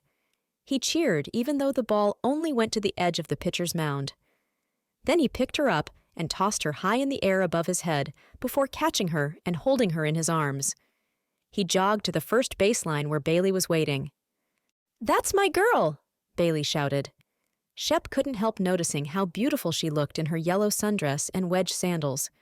Her hair blew in the wind as she held her hands out to take Libby. Shep ignored her as he placed Libby down beside him and took Bailey in his arms himself. He leaned down and kissed her lips. "Shep!" Bailey shouted playfully, pushing him back. "People are watching us." "Yeah, I guess so," Shep said, glancing over his shoulder at the cameraman filming the image being projected on the jumbotron. Bailey blushed and turned her face away. "Don't hide your face now. I have something to say." Bailey's mouth fell slightly open, and her eyes went wide. "Shep?" she began, but he stopped her. "Bailey, I have been making plans for today for a long time, maybe my whole life. I've always dreamed of finding someone to spend my life with. I couldn't have dreamed that I would be standing here playing baseball, or that I would meet someone as wonderful and as beautiful as you. And of course, this girl is an added bonus." He took Libby's hand and pulled her to his side. With Libby's hand in one and Bailey's hand in his other, they stood close together. "Bailey, I love you, and I love Libby, and I want us to be a family forever. Will you marry me?" Bailey only stopped to wipe a single tear off her cheek. "Yes, of course I will." Shep leaned down and kissed her as the crowd cheered. Then he turned to Libby as he knelt down and reached into his back pocket. "Libby, do you want to show your mommy the ring I got her? Yes! Libby jumped up and down as she took the little black box from Shep and handed it to Bailey. Bailey held her hand to her chest as she opened the box to reveal a 3-stone diamond ring that practically blinded her in the sunlight. Shep took the ring and slid it on her finger as he slipped his arms around her waist and kissed her once more. When they parted, he turned back to Libby. "Libby, I got something for you too," he said, revealing a second box. "For me?" Libby gasped. "Yes, for you." "Oh!" Libby turned her attention to opening the box. She found a small pearl necklace on a silver chain. "Pretty!" she yelled. "Libby, is it all right with you if your mommy and I get married?" Libby's eyes were wide as she whispered, "Yes." Shep laughed at the surprise on her face. "Good, I'm glad you approve." "Shep?" Libby paused, and her expression turned serious. "Then will you be my daddy?" Shep swelled with pride. He glanced up at Bailey to see her eyes filling with tears. She nodded at him. Shep looked back and gave Libby a big hug before pulling back to look her in the eyes. "Yes, Libby, I'll be your daddy." "Yay!" Libby jumped up and down and hugged Shep again and then Bailey. Shep picked her up and held her in one arm and pulled Bailey in close with the other. "I love you," he said to Bailey. "I love you too. Thank you, Shep." "For what?" he asked. "For always being with me." He winked at her. "You're welcome, and you will be with me, always and forever." This has been Come With Me by Hannah Jo Abbott. For information on other books by the author, visit www.hannahjoabbott.com.